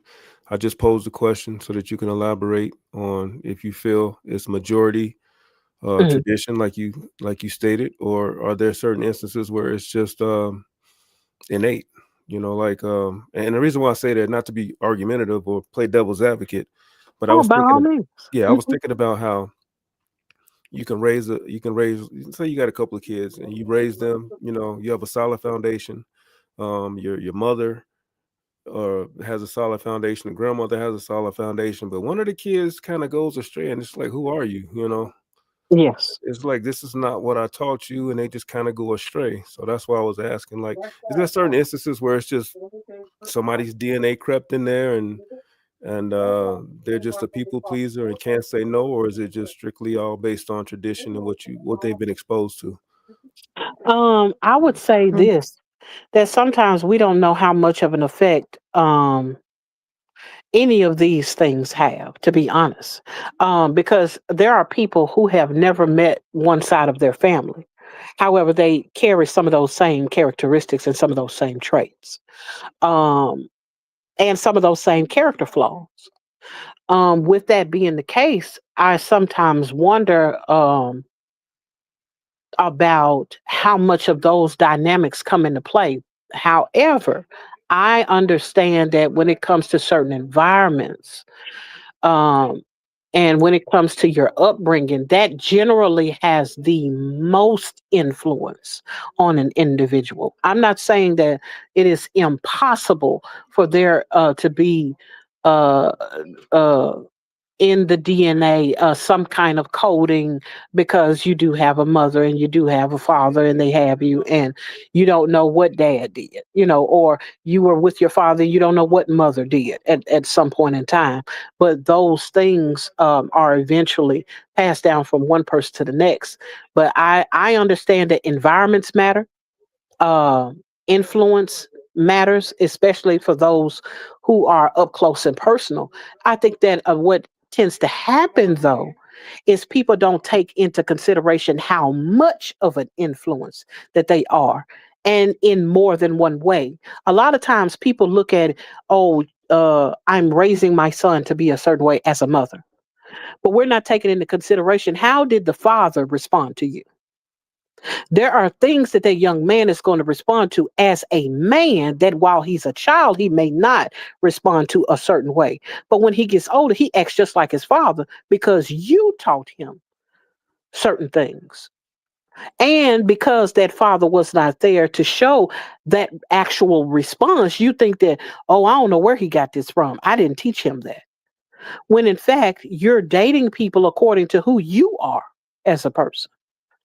If you are a yes person, then you could be creating a dominating monster because you don't know how to say no. But all you like to, all that woman would like to say sometimes is, "Oh, all he want to do is control me. All he wants to do is blah blah blah yakety schmackety." When in fact there could be elements about that individual, and this is not me hopping on women. I'm a woman too. I'm just understanding that as it pertains to the thing of, we only see things one way because when I was there, I told them such and such and so and so. But how much of that is being reflected to that individual in ways that you don't recognize because you're only seeing it from a parent to child relationship. But can we talk about it real quick? Can we talk Yeah. about how, like, our mothers oftentimes don't like the things they see in us because it's parts of their personality and their dynamic that they aren't inherently in touch with? Yeah. Because I'm sorry, I'm not going to get on no women either, but the reality is we are all like our mothers. And we Yeah. all have that one moment where we're like, dang, I'm acting just like her. Hmm. And Yeah, some that's people a are both bitter ways. pill. Yeah, that's a bitter pill to swallow because a lot of younger women have resentment and conflict issues with their parent because they don't want to be like their mom. But my mom is pretty dope. So when I have those moments, I'm doing something like my mom, I call her on the phone. I'll be like, listen here, old lady. I caught myself doing X, Y, and Z. And she cracks up. But I think that a key component in that is women actually fostering good relationships with their daughters, nurturing them, not trying to live vicariously through them. Whatever you didn't live in your life, that's your life, and you didn't live it. Okay. Going ahead and let your kids be absolutely great. Like my daughter, she's very much emo, whatever. Like that's, it's a little odd to me, but when she wants to wear her shorts over her leggings, I want her to be a fashionista, but that's not my life to live. I'm just Mhm. here to guide her on her way. And I think a lot of women, they try to rectify the missteps that they made in their life through their Mhm. daughters, because they don't even really do this through their sons, for real, for real. It's only through the Mhm. girls. We have to guide them to make better decisions, but not try to control them. And also, can we talk about how, as women, we need to pour more into our sons? A lot of Yes. women complain about how they lack emotional intelligence. Well, of course they do. We have a whole generation of men that were taught to stifle their emotions. So, how now, as grown up individuals, are they meant to just magically have this emotional intelligence? And Yes, women indeed. also, stop stifling your men. If your man, your whole grown man, has issues with emotions, it is your job to love on him and communicate with him so that he knows you are a safe space for him to release those emotions that he's been told his whole entire life he has to keep behind a wall, that he has to be so strong that it's never okay for him to have moments of weakness. We have to start really conceptualizing our men as the human beings that they are. Dave Floyd, keep your attitude to yourself, because sometimes when you're pissed off about something, you're putting negative energy on your partner. Y'all know how to journal. Y'all know how to talk to your girlfriend. I mean, don't talk to them too much because you don't want to put your friends in your business or whatever. But find a different outlet to vent. I'm gonna Mhm. be quiet though. I know that was real random. My bad. No, that was Now dope that too. now that that It's goes good. right along with what we're talking about, as it pertains to not being who we need to be as women in other people's lives, and then being in our children's lives, and then be surprised when we don't see the kind of reflection that we would prefer.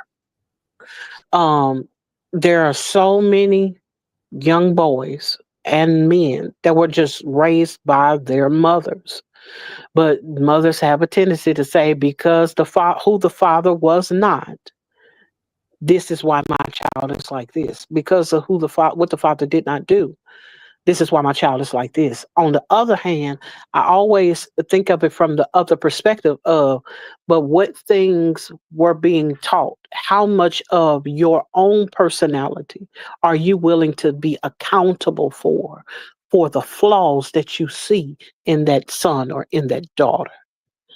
And I don't think a lot of times we have those real conversations. Because again, this is grown up conversations. We're not just talking about no. All of this falls underneath the taking the time to look in the mirror at ourselves as parents, taking the time to look at the men that we have and how we interact with them. They are responding off of how you act.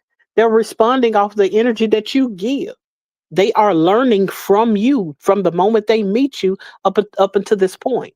What have you taught them thus far in how to deal with you? How much of that interaction is modeled to your children, if they've even seen that, you know? Well, how about, can we talk about this too? How about if you don't plan your child and you have a oops baby? How Hmm. about people need to start realizing you don't have the right to be selfish? Mm, A child has the right to look at their mother and their father in the best light. Your emotions and your feelings towards the other parent have no business in the scope of influence of that child on their parent. Because if their parent is who you feel that they are, then the shame is on you for choosing them to lay down with, unprotected, and procreate with. But just because that person is that way to you, it doesn't mean that they're going to be that way to their child. Another mhm. thing that grinds my gears too is a lot of women be complaining about child support. Yeah, it Oh, sucks. Yeah, I'm going there right now. come on It, with it. it sucks not to have financial support from a man, but it also sucks to put said man in jail because he's not financially supporting you. Putting him in jail is not going to make him financially support you any faster. That's just a way of being vindictive in a situation because they do give the mothers the choice to say whether it's to the point that they feel like the man should be incarcerated or not. Again, that's on the woman for poor choosing. But child support is not meant to be a supplemental income, in my opinion. In my Mm-hmm. humble opinion, child support should just be for the child.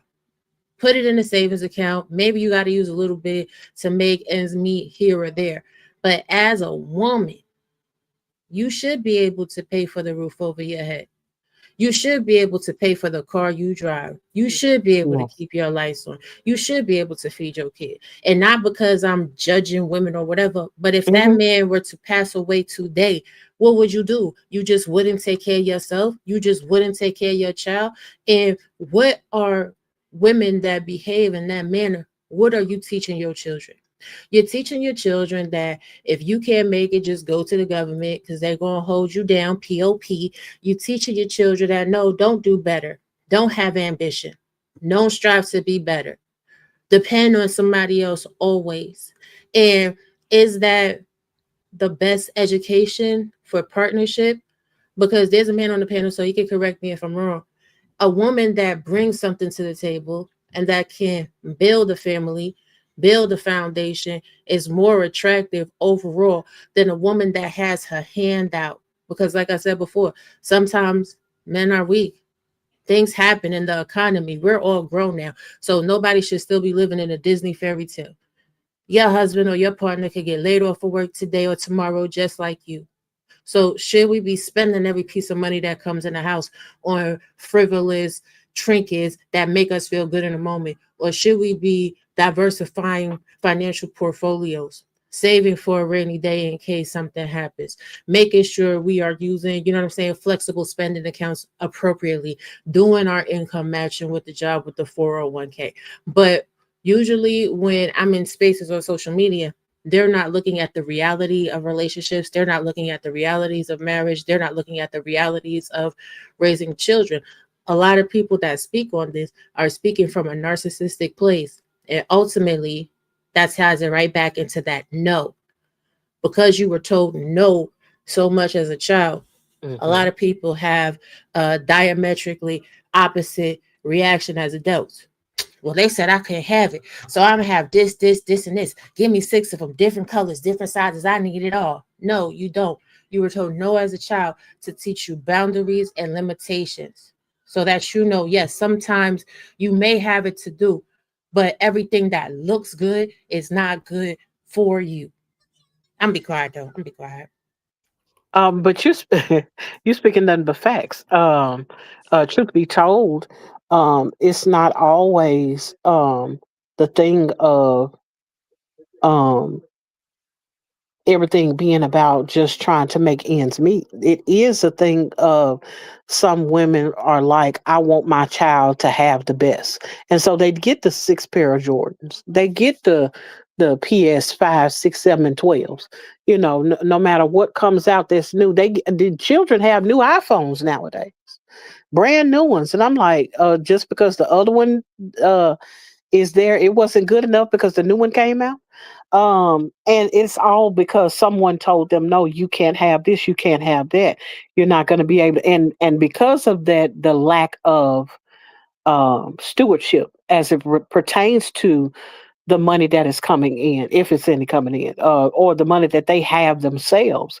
It's more so about how I can show up the Joneses, how I can make my child shine better than someone else when and then have to fight and scrape to keep the lights on, or when that child gets grown, that child is 18 years old now, and now you no longer have the ability to have children, and you can't get that Section 8 anymore. You can't get those food stamps anymore. We just saw what just happened with food stamps just a minute ago. What happens when you come to a place where you're no longer able to rely on the support of someone else or the system? And I think a lot of times those things get just dismissed completely. Um, we just happen to have the majority of the panel is married. Um, And one thing that I can say is, number one, I salute you all and am so appreciative of you all making the commitments that you all have made. And that's not to be disparaging against anyone that is not married. I am unmarried myself, never been married. Um, but it's one of those things that I take into consideration that you all provide. And with you all being the majority of the panel, you all provide an example to others that you do not have to go along with the program. You do not have to go along to get along. You do not have to do the same things that others do to get by, but you can actually make the decision to have, even if you don't have children with your spouse, you can get with someone and marry them and have a successful marriage that you're willing to fight for, that you're willing to sacrifice for, that you're willing to be there. And with that, being willing to raise your children to the best of your ability, to make sure that you're providing for them to the best of your ability as well. And so I take my hat off to you all, and tip my head and do a curtsy. I don't know what women do. I don't know what the saying is, but I most certainly salute you all who have made that decision. Okay, well, thank you, thank you, thank you. I had one question, if I may. Absolutely. I wanted to unpack what I don't know, the young lady that was speaking. She mentioned, and I forgot. Is it emotional intelligence? Yes. Yes. Okay. Define that for me. But before you define that, you mentioned that, or somebody mentioned, I think it was Tina, or it may have been you, that most boys are raised by their mother. So I hear a lot of people say that women are more emotionally intelligent than men, which I won't argue that, because women are better communicators. Men, we will shut down because we don't use words, we use actions. So when things get tense, we use less words, and we're ready for action. And so when we interact with women, of course, we don't use action, we just shut down. So since a lot of boys are raised with their mothers, why are men lacking in emotional intelligence if their main influence is the mother? But before you answer that, what's the definition of emotional intelligence? Because I hear so many different definitions, and I truly, honestly want to know what you women think that definition is. Okay, so did you want me to answer, or you just want the panel in whole to answer? I want you to answer first because you said it, but I want to get all of the women's definition because I'm genuinely curious because I don't know. I just know what I am as a man. Men use fewer words. Men shut down quicker. So I just know the man part. So I just want to know what the emotional intelligence piece is about. So with emotional intelligence, it's four parts. It's self-awareness, self-management, social awareness, and relationship management, right? So self-awareness is knowing your feelings, right? A lot of men don't necessarily tap into the whole spectrum of emotion, right? In my experience, and I'm sure a lot of people can correlate this, it's usually happy or angry or just chilling. There's a whole spectrum of emotions in between that. And a lot of men don't necessarily know how to label that. So if you don't know how to label that, you don't necessarily know what space you're operating out of. Like, for instance, if you feel angry during a meeting, but then you realize it's because you're tired, not because the idea in and of itself was bad. Being self-aware in that instance will let you know, oh no, I'm not really angry. I'm just tired. I need an energy drink. I need a cup of coffee or something like that. Now, the self-management portion of that is when you're angry in that meeting, controlling your emotions and staying calm, giving yourself moments to have introspection. Well, I'm feeling like this. Like I'm about to crash out right now. Is it really necessary? 9 times out of 10, it's not. Because even if you're upset, you could take a deep breath and speak calmly. And then the social awareness aspect of it is the empathy. Like, oh, you look sad today. You okay? Instead of just being in your head like, damn, they look sad. So I'm just leave them alone. That's that social awareness. And relationship management is, hey, I have an issue with you today. This is how I'm actually feeling. This is what's going on. How do we resolve it instead of just arguing with each other? Now, to the second portion of your question, a lot of boys are raised with their mothers, so why they don't know it? Truth be told, a lot of women don't have emotional intelligence. I know they want to think that they are the queen pin on emotional intelligence. They're not. They're Mm-hmm. not. It's a lot of catty conversations, and a lot of women don't really know what the hell is going on with them in the first place. They be mad as hell at everything, and really, they are overstimulated. They are exhausted, overworked. They are feeling resentment because I'm gonna tell you the truth that a lot of women won't tell you. They resent them damn kids because they really didn't want them to begin with.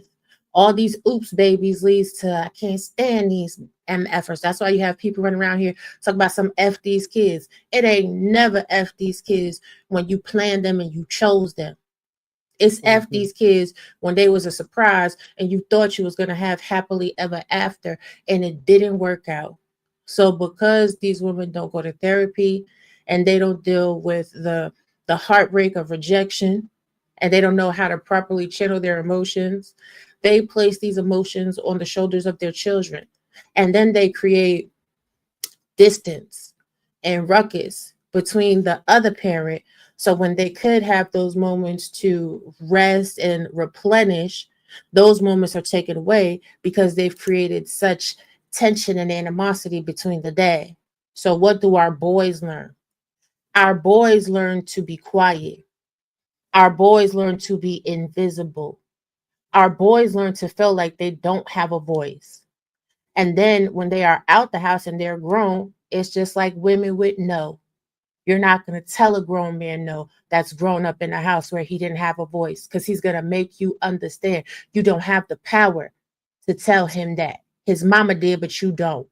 And this is how we have toxic relationships, from my opinion. I can add to that, um, in agreement with the fact that most women do not know their own emotions from being stressed and what have you. Not only that, um, in all of the expression that women have emotionally, how much of it actually speaks to what they're really feeling? I see a lot of crash outs. I see a lot of anger. I see a lot of tears. But some of those tears are manipulation. Some of that anger, yes, there is some anger. And just as Raji said just a second ago, it is more so about resentment because of the position that they're in life. But one of the things that I've noticed is that there are a lot of them, a lot of women, you can ask them, what's wrong? And their answer is, I don't know. I don't know. Um, when it comes to emotional intelligence, I think it is essentially just the ability to communicate to someone else effectively how you feel. That's it. It's just being being connected to and able to communicate how you feel.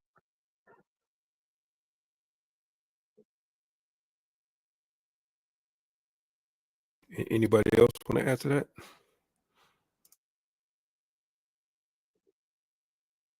Tip, Epi Pooh, Yolanda, Too Real. Anybody want to say anything? Y'all got quiet on me.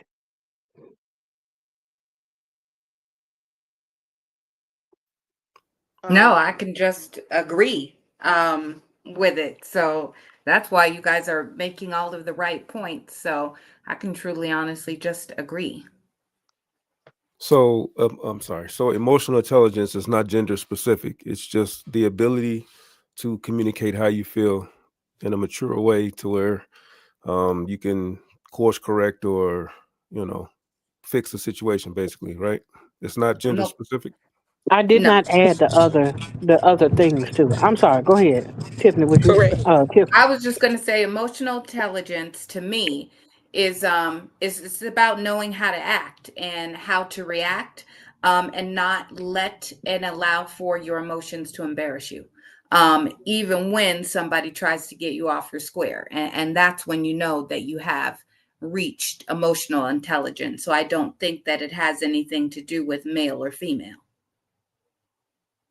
Okay, because I agree with what everybody said. I was just wondering because online I see that emotional intelligence is kind of like catered to a woman's strength versus a man's weakness. So I was just curious as to what the definition was and if it was gender specific. But I agree with what was the young lady that was speaking? They gave the 4 parts of the emotional intelligence. It's Raji. Yes, Raji, sir. that's what I thought. Okay, Raji was she brought out 4 key points. I mean, that's really manhood, knowing your feelings. Well, I would disagree. No, I would disagree on the first point, knowing your feelings, because men are more linear thinkers. So we don't think on the spectrum. So to her point, she was saying we'll think one way, one extreme, or the other extreme. So I would have to agree with that. We're more linear. And so to, I guess, develop emotional intelligence, we would have to be more on the spectrum and learn how to process the whole spectrum and not just go from A to Z. She said controlling your emotions. That's another trait that's stoicism. That's what we teach each other, to be stoic. Stay in the moment, stay in frame. Don't get emotional. Don't get out of character. Stand on principle. So I agree with that. I guess that would be a facet of emotional intelligence and social awareness. Men are also taught read the room because we're supposed to be protectors. So you got to be able to read the room and see danger, or you got to be able to read the room and see if a woman's uncomfortable or comfortable. These are things that we're taught in the dating strategy. So that also lends to the definition of emotional intelligence. And then she said relationship management, arguments, that goes along with reading the room. When you know your woman is feeling a certain way, don't pile on. You got to be able to read the room. If she's feeling stressed out or whatever the case may be, you're supposed to be able to read your partner. So I agree with the definition. I was just more so wanting to hear what you ladies thought about the definition and if it was gender specific, because like I said, online, I'm led to believe online, which I don't believe, but I'm led to believe online that that's a woman's strength and the men need to get on board with it. And I was just wondering if that was, how you ladies felt. Okay, so let's talk about these conversations online. Can we? Absolutely. The- Yes. Oh, hold on, but just a moment before we go there. okay. There was one question that I wanted to get anyone who's willing to speak to it, because this is something I had just posted it just a second ago. Yolanda Hey, was asking about how do you know if it's manipulation or not. If hey, what's manipulation? Mhm. I'm sorry. Go ahead, Anthony's. hey, y'all. I'm so sorry. I'm not trying to break it up. I was about to say I'm finna drop down. I was gonna try to stay home, but I'm about to go in the restaurant and it's gonna be really loud. But I really enjoyed y'all. I'm gonna keep listening, but I'm just get down off the panel and listen in the comments. Okay. Okay. Thank you, Turia. Okay, Appreciate y'all. you. All Yes, right, it was y'all. nice I meeting enjoyed you you. guys. Thank you. You know what? I'm just gonna go on mute and leave my phone because I don't even want to mess nothing up. But I just don't want y'all to call my name and y'all think I stepped away. But I'ma just go on mute so I don't hit the wrong button or nothing. Okay. Thank you, Anthony's. Appreciate that. Thank you, All right, Anthony. y'all. This is the question that was posed. How do you know if the tears are manipulation or if they're actually hurt? Well, I feel like if somebody is crying, it's not up to us to judge if they're manipulation or not, right? Because somebody's emotion that they're sharing is their emotion. It's your job in that moment just to be there for them in that instance. Just because somebody crying, like this gentleman, he could cry. I could give him a hug. I could pat him on his back. Now, if after that whole tear fest, he like, and you know what, and you know what, can I hold $200? I'm gonna be like, no, but I'm glad you're feeling better. Like that, that's the part of emotional intelligence that I feel like women don't have. Women will sit there and they'll talk all of that stuff, and then they'll turn around and say how a man played them out of everything. So if you are emotionally intelligent, how you getting played out of anything? You understand what I'm saying? Like, Wow. I'm be quiet though. I'm be quiet. No, no, no, no. You in there now. You in there. Because I think it's legitimate thing to consider as it pertains to you're speaking to the emotion that you see. A person is crying, which could indicate sadness, could indicate frustration, could indicate a whole lot of things, disappointment. Beyond the tears, though, there are words attached to those tears. That's when you can make the judgment call of whether or not did you cry so you can, or do you think that your tears are going to trigger me into moving a certain way or acting a certain way. But that comes with relationship. This is not just a thing of um I just saw somebody crying sitting on the bus stop and I went to go see, and I'm pointing my finger at you just trying to manipulate people into giving you a ride. That's not what I'm saying. What I am saying though is there are times where when you're in relationship with a person and you notice patterns, but the patterns come with what is being expressed along with whatever emotion seems to be being presented to from a person as it pertains to their tears, at least anyway. Exactly. Shannon, I what don't didn't allow make for any tears sense to to sway you? my judgment. Sorry. What were you saying about the tears, love? I was just saying I don't allow for tears to necessarily sway my judgment, especially when it comes to a yes or no. Tears are just an objective that I have to overcome. But generally, my decision is going to be made up on if it's going to be a yes or no. So the tears is just overcoming an objective. Hmm. And I agree because my kids use tears all the time too. That's why I use the analogy of the $200. My kids will come in there with the candy, like Halloween. They had all the candy. Can I have some candy, please? No, you crying, but here's a hug. You feeling better? You still not getting no candy. That's why I was confused when Shannon said that didn't make no sense. I don't know how much clearer that example can be. Hmm. But what were you about to say? You were gonna touch on some things, Raji.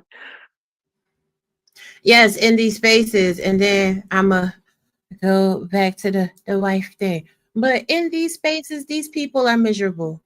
Hmm. These people are trying to give you the cheat codes for a POV game.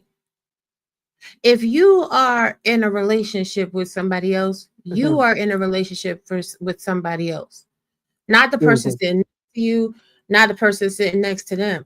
And this is why a lot of people do not have successful relationships.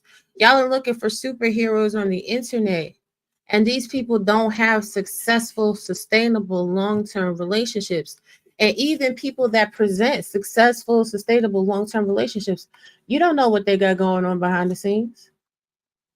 It could be sparkles and glitter up front, and then but as soon as they get off a live stream, it could be a whole fight. Y'all don't know that. Stop having couple goals, relationship goals, Hmm. anything. I Hmm. think some people in your personal life can give you advice that can be meat and bones. You know what I'm saying? You take the meat, you spit out the bones. But random Hmm. strangers on the internet, they don't got no relationship advice for you. These people are focused on dates that they're not having, looking to Hmm. spend up people's money that they don't have. Women are telling you the parameter of a good man is if he has a six-figure income. Guess what? There's a lot of good men that they don't have a six-figure income when they're starting out. But before it's all over with, they have a six-figure income. Women are looking for men with wealth while they are on social services. My girl, you're not going to find a man that's wealthy that is not, you know what I'm saying, if they're not in your social circle in the first place. So you have people out here with champagne dreams and beer money. Like, right, if you can't afford to take yourself to the oyster bar, don't go out with a man that's going to the oyster bar. Now you want to get 7,000 place or oyster. Stop being greedy and shit like that on a first date. rule number one, if you going on a date, you should have money in your pocket to cover your date, especially if Mm-hmm. it's the first date with a stranger. You should Mm-hmm. also have money for the Uber. You should also be able to, in the middle of that dinner, go to the waitress like, hey, yo, let me pay for mine, and just tell him you going to the bathroom and dip out the door. I don't really understand how so many women are going on these bad relationships. Y'all shouldn't be mixing finances. You don't mix no finances with no man unless that's your husband. What are we Mm-hmm. talking about? Because then you have a household. Stop letting these men just move into your house and live off of you. And men, stop letting these bum bitches just move in your house and live off you too. If they can't hold their shit together, then are they really a viable partner for you? They're not. Mm-hmm. They're not. That's the true manipulation of it all. It's the total package, not just the tears. But seeing a girl husband just came home. So thank you for having me here. I'm enjoying the conversation and I'm gonna listen in for as long as I can. But we got a Frasier marathon. So you know. I understand. I understand. Thank you for your time. I most certainly have appreciated your commentary. Thank you for all that you've done tonight. I appreciate you so much. Thank you. Bye y'all. Thank you. Nice meeting you. Eh, All right. You'll have a good night. Nice meeting you too. Good night. Um, y'all heard that.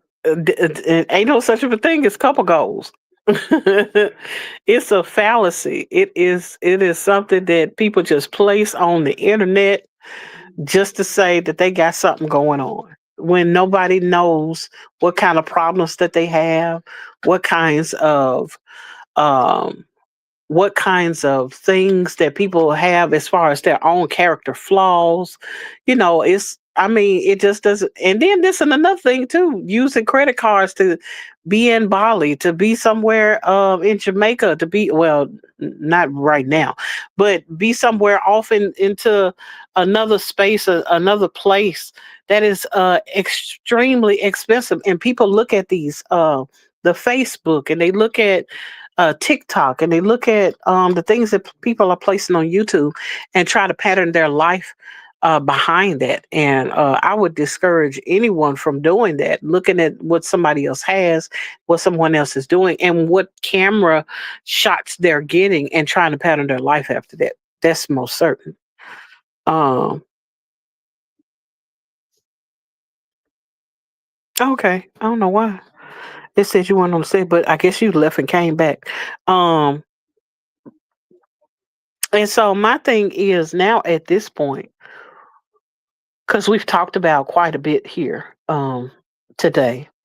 Um, what do you all think as it pertains to some of these bad relationships, as it pertains to the things that we have allowed? It's kind of hard to ask you all, but I know that you all have some input because unless um, your spouse was the first person you ever met, and the only person you ever dated, and the only person you ever married, I'm sure that you can discuss or touch on what it is to be in situations that you need to walk away from, the no's that you need to have, the red flags that you need to watch out for. What do you think that some people are missing nowadays as it pertains to red flags? Don't all y'all jump in at once either. You seem so excited.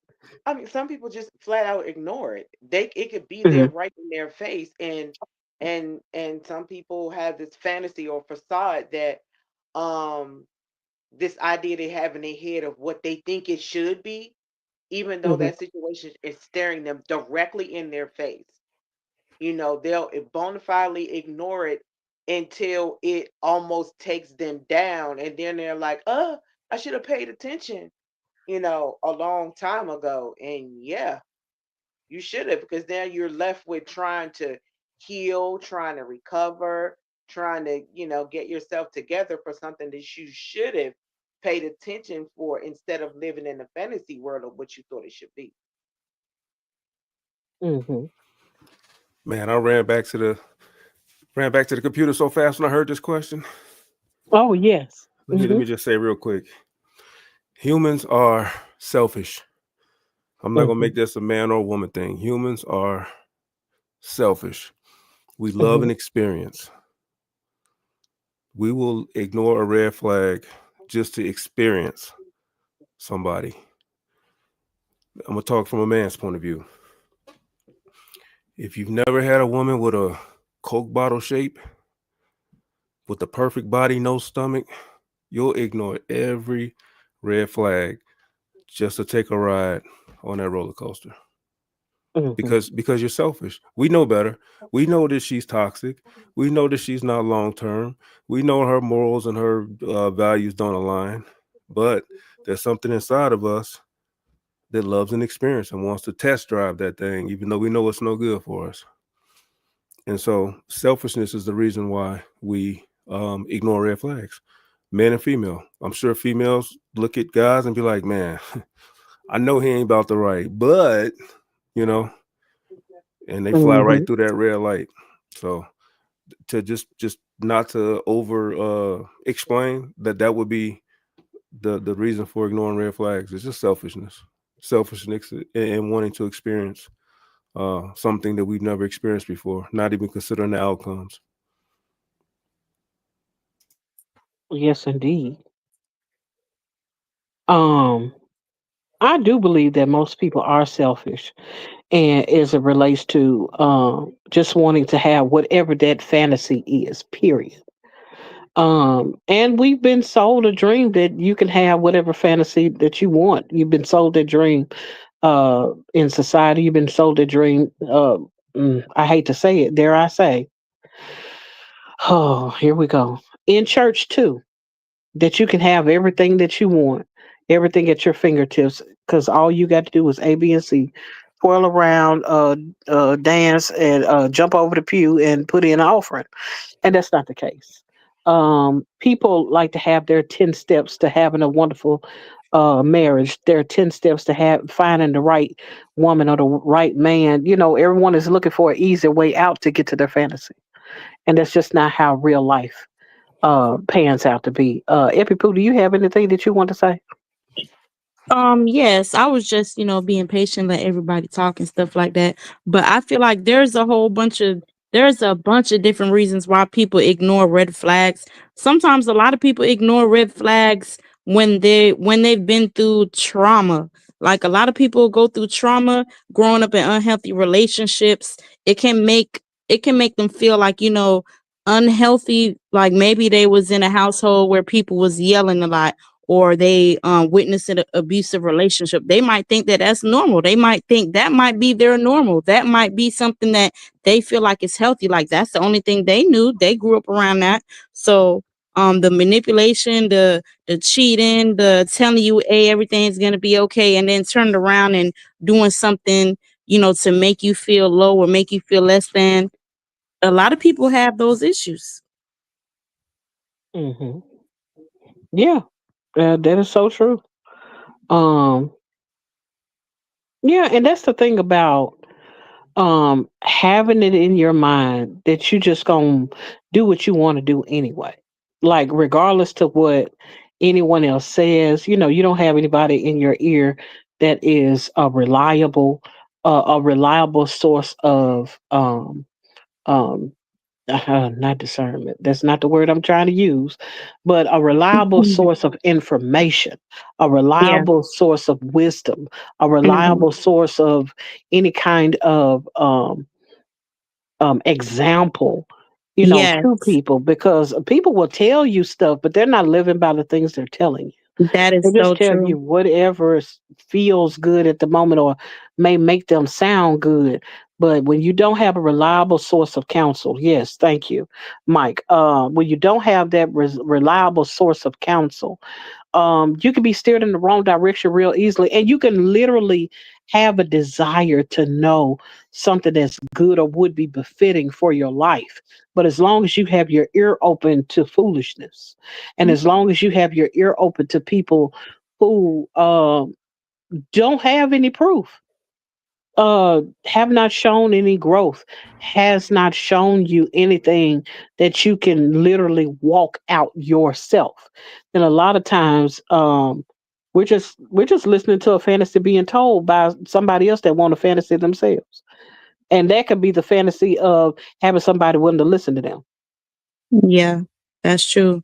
Also, I feel like a lot of people, they put, you know how people make that pros and cons list. They try to Mhm, make that pros list be so high and the cons list be so low mhm, because, out of fear of being alone, or, they just thinking about, but we have so many good times. Their good qualities outweigh their bad qualities. Oh, they mhm, apologize, or empty promises they might have promised you. mhm. Yes, indeed. And that's the hard part about really not taking the time to properly vet the people that are in your ear. 'Cause folk will tell you anything. Sure will.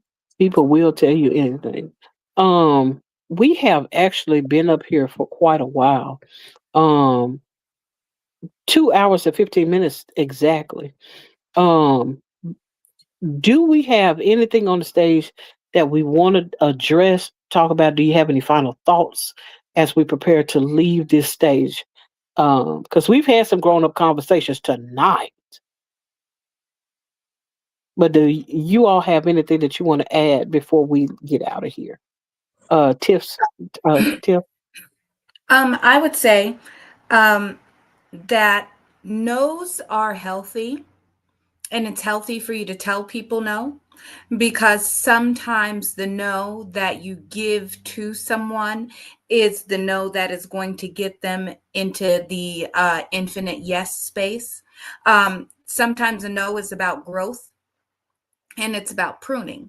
And if you keep telling someone yes when they're going through trials and tribulations, and you just keep solving the problem for them, then you are actually hindering their growth and getting them to the next level. So the next time that someone is possibly asking you, hey, I need you to pay my electricity bill, and you've paid this electricity bill for them, a couple of times already this year, or their phone bill, maybe they need to hear that no in order for them to stop repeating that particular action. Maybe they need that no in order to get them to their next wealthy space. Maybe it's you are blocking a blessing by continuing to provide them with a yes, and that no is what is going to help them grow. So that's just my final thought. Amen to that. We have someone just entered into the stage before we get out of here. Um, Shannon. First question of the day. I mean, before you get started, are you a content creator? No, no, I'm not. Okay, not a content creator. Well, could you at least introduce yourself? What's your name?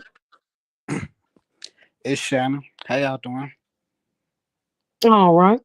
Um, What's going on, Shannon? we appreciate you coming to the stage. Is there anything you'd like to add?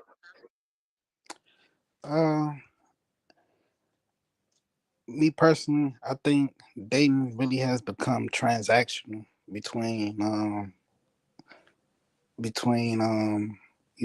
and men. Hmm. Women out here looking for money, men out here looking for sex. We didn't really let it affect the community, and we didn't let it affect the kids. Um, and a lot of these conversations, hopefully, you know, um, it helps us come together so we can better our community for the kids, going forward. Hopefully. Yeah.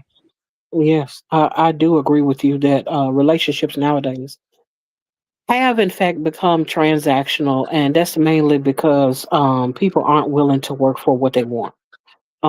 If they can find out, and when I say work for what they want, I'm not talking about going to get a job or going to get something that will help to sustain them financially.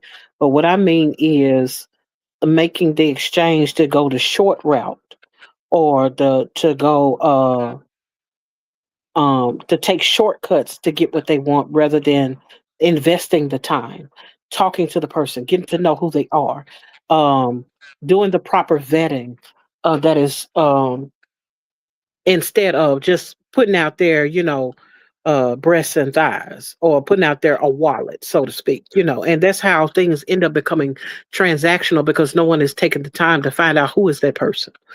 Who is that person? And on top of that, everyone is not looking to get into committed relationships that lead to marriage. And so when you don't have marriage, if you're not marriage minded, then it's easy for you to date, and from one person to the next person. And all you got to do is just, have a cute face and a smile, and have a wallet with a couple of flashlights in your pants legs. And so this the hard part about life is so many people are willing to exchange so much of themselves that they devalue themselves, not willing to just share that with in an intimate space that would lead to marriage. Yeah, Were it's you about actually to say hard for something? I'm sorry. Go ahead, Shannon. no, it's actually hard for men to even date like that. When it comes to just dating this woman and this woman, like, um, when we got to finance the dates, we don't want to be dating 4, 5 different women because that's a lot of money out of our pocket. I don't even necessarily think men even go into the dating world with that type of thought process where I'm dating 4, 5 different women. I don't even think that. Well, I don't even mean the whole dating them at one time. I'm talking about going from one person to another person to another person because there's no commitment. There's no real commitment. And when it's like that, you have people that are spending money, laying in beds with people, and they don't really care about what it is that they're actually investing because they don't intend on investing their heart. They don't intend on having any kind of commitment. They're just there for a good time and not a long time.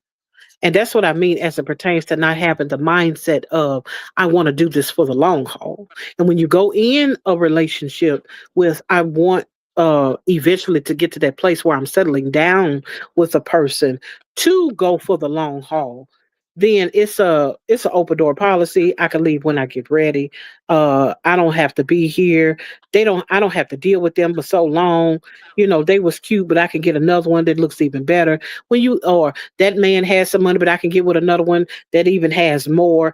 That's what I mean by the mindset of, I'm not married to them. It doesn't cost me anything.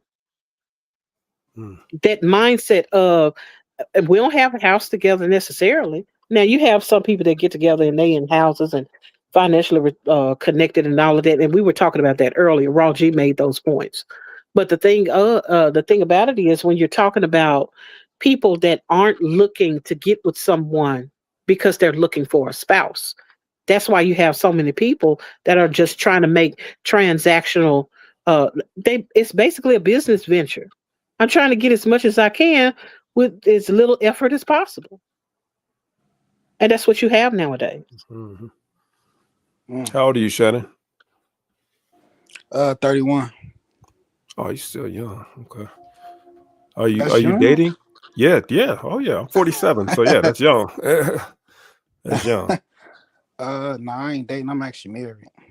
Okay, how long you been married? Actually, I just got married early this year. Man, congratulations. Congratulations. I Congratulations. appreciate it. Congratulations. Are y'all married? Absolutely. 20 years this past September. Congratulations, Shannon. Thank you, thank you. You got any So, kids? no, I don't even like kids. Oh, Oh that man wow. says he Oh don't even wow. like kids. Wow. No, Oh Okay. wow. Well, we I'm know cool if on he that. have some, it'll be oops. Exactly. Facts. Nothing wrong with that. Ain't nothing wrong with that at all. Man, So basically, what you many. said. Go ahead. Go ahead, Oh Shannon. no, sorry. You can go ahead. I was just gonna say, man, many blessings to you, man. It's a long journey. The woman that you know now, the man that you are, that you think you are now, all of that's gonna change because that's just how life goes. We all kind of, absorb life and kind of grow and develop into new parts of ourselves.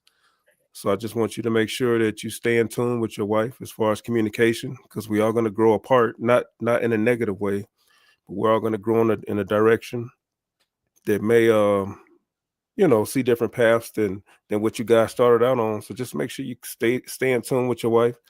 Um, Communicate. Make sure your values still align. I don't know how spiritual you are, but uh, just try to make sure whatever values you have, may they be spiritual or not, just make sure they stay in tow, because that's usually what breaks relationships. When the values shift, then you start to look at your spouse like who are you, and that's what growing apart means. The things that you started off with that was important to you shift because of life and because of growth and because of personality shifts or value shifts. So just stay in tune with your wife, stay in tune with yourself. Make sure you guys stay connected at all costs, because life is going to get in the way. I won't say kids get in the way, because you don't want any kids, but life still is going to get in the way. And you got to make sure you stay connected, because once there's separation, once you turn into roommates, then that's when the divide comes in, and that's when the values start to shift, and that's when you look up one day and both of y'all are strangers. you know. So Mm. just stay Yeah, connected with your wife. it took me a long time to get to this to some sort of marriage mindset wise. And I had to go through certain things to realize that having a significant other is very important. Um, yeah, it was certain things that I had to go through to realize that, because a lot of women that I was dealing with, when I got into marriage mindset, I had to realize that it's really not. And I don't mean to even come at women as a whole, but I'm just saying it wasn't a lot of wives to really even pick from. So when I really did find one that I thought was marriage minded, I jumped on it fast, I like real mean, this is fast. true. It's the truth. It's not a. Oh, it's a lot of women that think they're wives. Uh, and I'm not afraid to quote the scripture: "He that findeth a wife findeth a good thing, and obtaineth favor from the Lord." The thing is about it is you got to find it. Anything you got to Hmm. find is not plentiful, and so that's the thing about having the mindset and having the eyesight, the perception to be able to see her when you saw her and grasp on to that opportunity as it presented itself. I salute you, brother. I pray that you all's union is as fruitful as it needs to be. But I most certainly desire you to have nothing but success in your marriage, most certainly.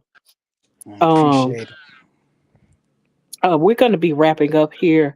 I think, Yolanda, did you have any final thoughts before we get out of here?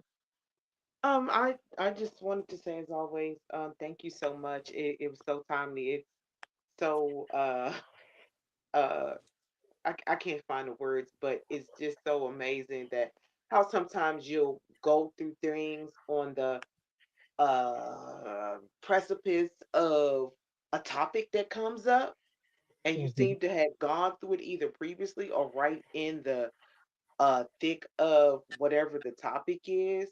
Mhm. Um, so I was able to extrapolate so many good points that I can use going forward to work on things like letting that no be no without feeling like I have to explain myself, regardless if it's family, if it's a friend, if it's a child, or what have you. Um, I know, in a lot of cases, people might think because you're older, it's easier to say no. In some instances, it is, and others, it it's not. So this was definitely needed and refreshing for me. I can't necessarily speak for how it made anyone else feel, but I know for me, it was uh, right on time because everything I've gone through in the past 2 days have kind of fallen right along in line to a lot of the things that I've heard tonight. So just I'm grateful for you and grateful for everyone on the panel that came in and shared. Um, it's much appreciated. So that's it. I'm not gonna take too much more time. I appreciate you. Thank you so much. Most certainly want to get your final thoughts, Mike, as we close this down. Tip, I'm coming back to you because you gave your final thoughts before we had some more things that we talked on or was spoken on. So if you had anything else to say, most certainly want you to go after Mike. Mike, if you would. I appreciate the panel. I appreciate the discussion. I'm always curious about what others think more so than what I think. I know what I think. I talk to myself every day, all day, but there's no growth in me talking. There's growth in me listening. So I love these conversations because I'm always interested in where's the disconnect? Where do we agree? And then where do we disagree? And why do we disagree? So when you find the disconnect, then you can understand. You may not agree, but you can still understand. Oh, okay. Now I understand why you went left and I went right. Mhm. And knowledge is power. Understanding is even more power. So I love these conversations to where we can, chop it up and understand each person's point of view because communication is so powerful. Perspective is so powerful. We can both Mhm. look at the same picture and come up with 5 different variations, and they can all be accurate. And so just because I see something a certain way doesn't mean I can't validate how you see it or can't respect how you see it. So I always appreciate these panels to give me a different perspective because I'm just human, just like everybody else. So for me to act like I got all of the right answers and I'm only right and everybody else is crazy is asinine. So Mhm. I just want to thank you for allowing me to come up and just soak up the game and give a good exchange. If there's someone that is requesting for you to drop your channel, drop your link in the comment section. King Explicit, I Okay. see you as always. I appreciate your presence. I saw you and Ellen. Um, thank you for stopping by if you desire to. I know this is a long one, longer than normal, where we have headed into our 2.5 mark, 2.5 hour mark. And I appreciate you all for showing up into the chat miss. And if you'd like to be kind and rewind, as I love to say. Um, Mike, thank you for all that you have added to. You have added so much wisdom to this panel tonight. I appreciate your dialogue. Um, and anytime I get the opportunity to talk to you and Shannon as well, talk to young men, it is always a blessing. Thank you for you taking the time out to come up, ask some questions, and give your commentary as well. Tiff, how would you like to wrap this up? Oh, I just wanted to say I'm not going to be long winded. Just a great panel. I appreciate the discussion, being able to put in some input, but also just me being a listener, being able to just learn something different. I loved being able to just hear from Mind Chaos Brew. She just brought some really great information to the table.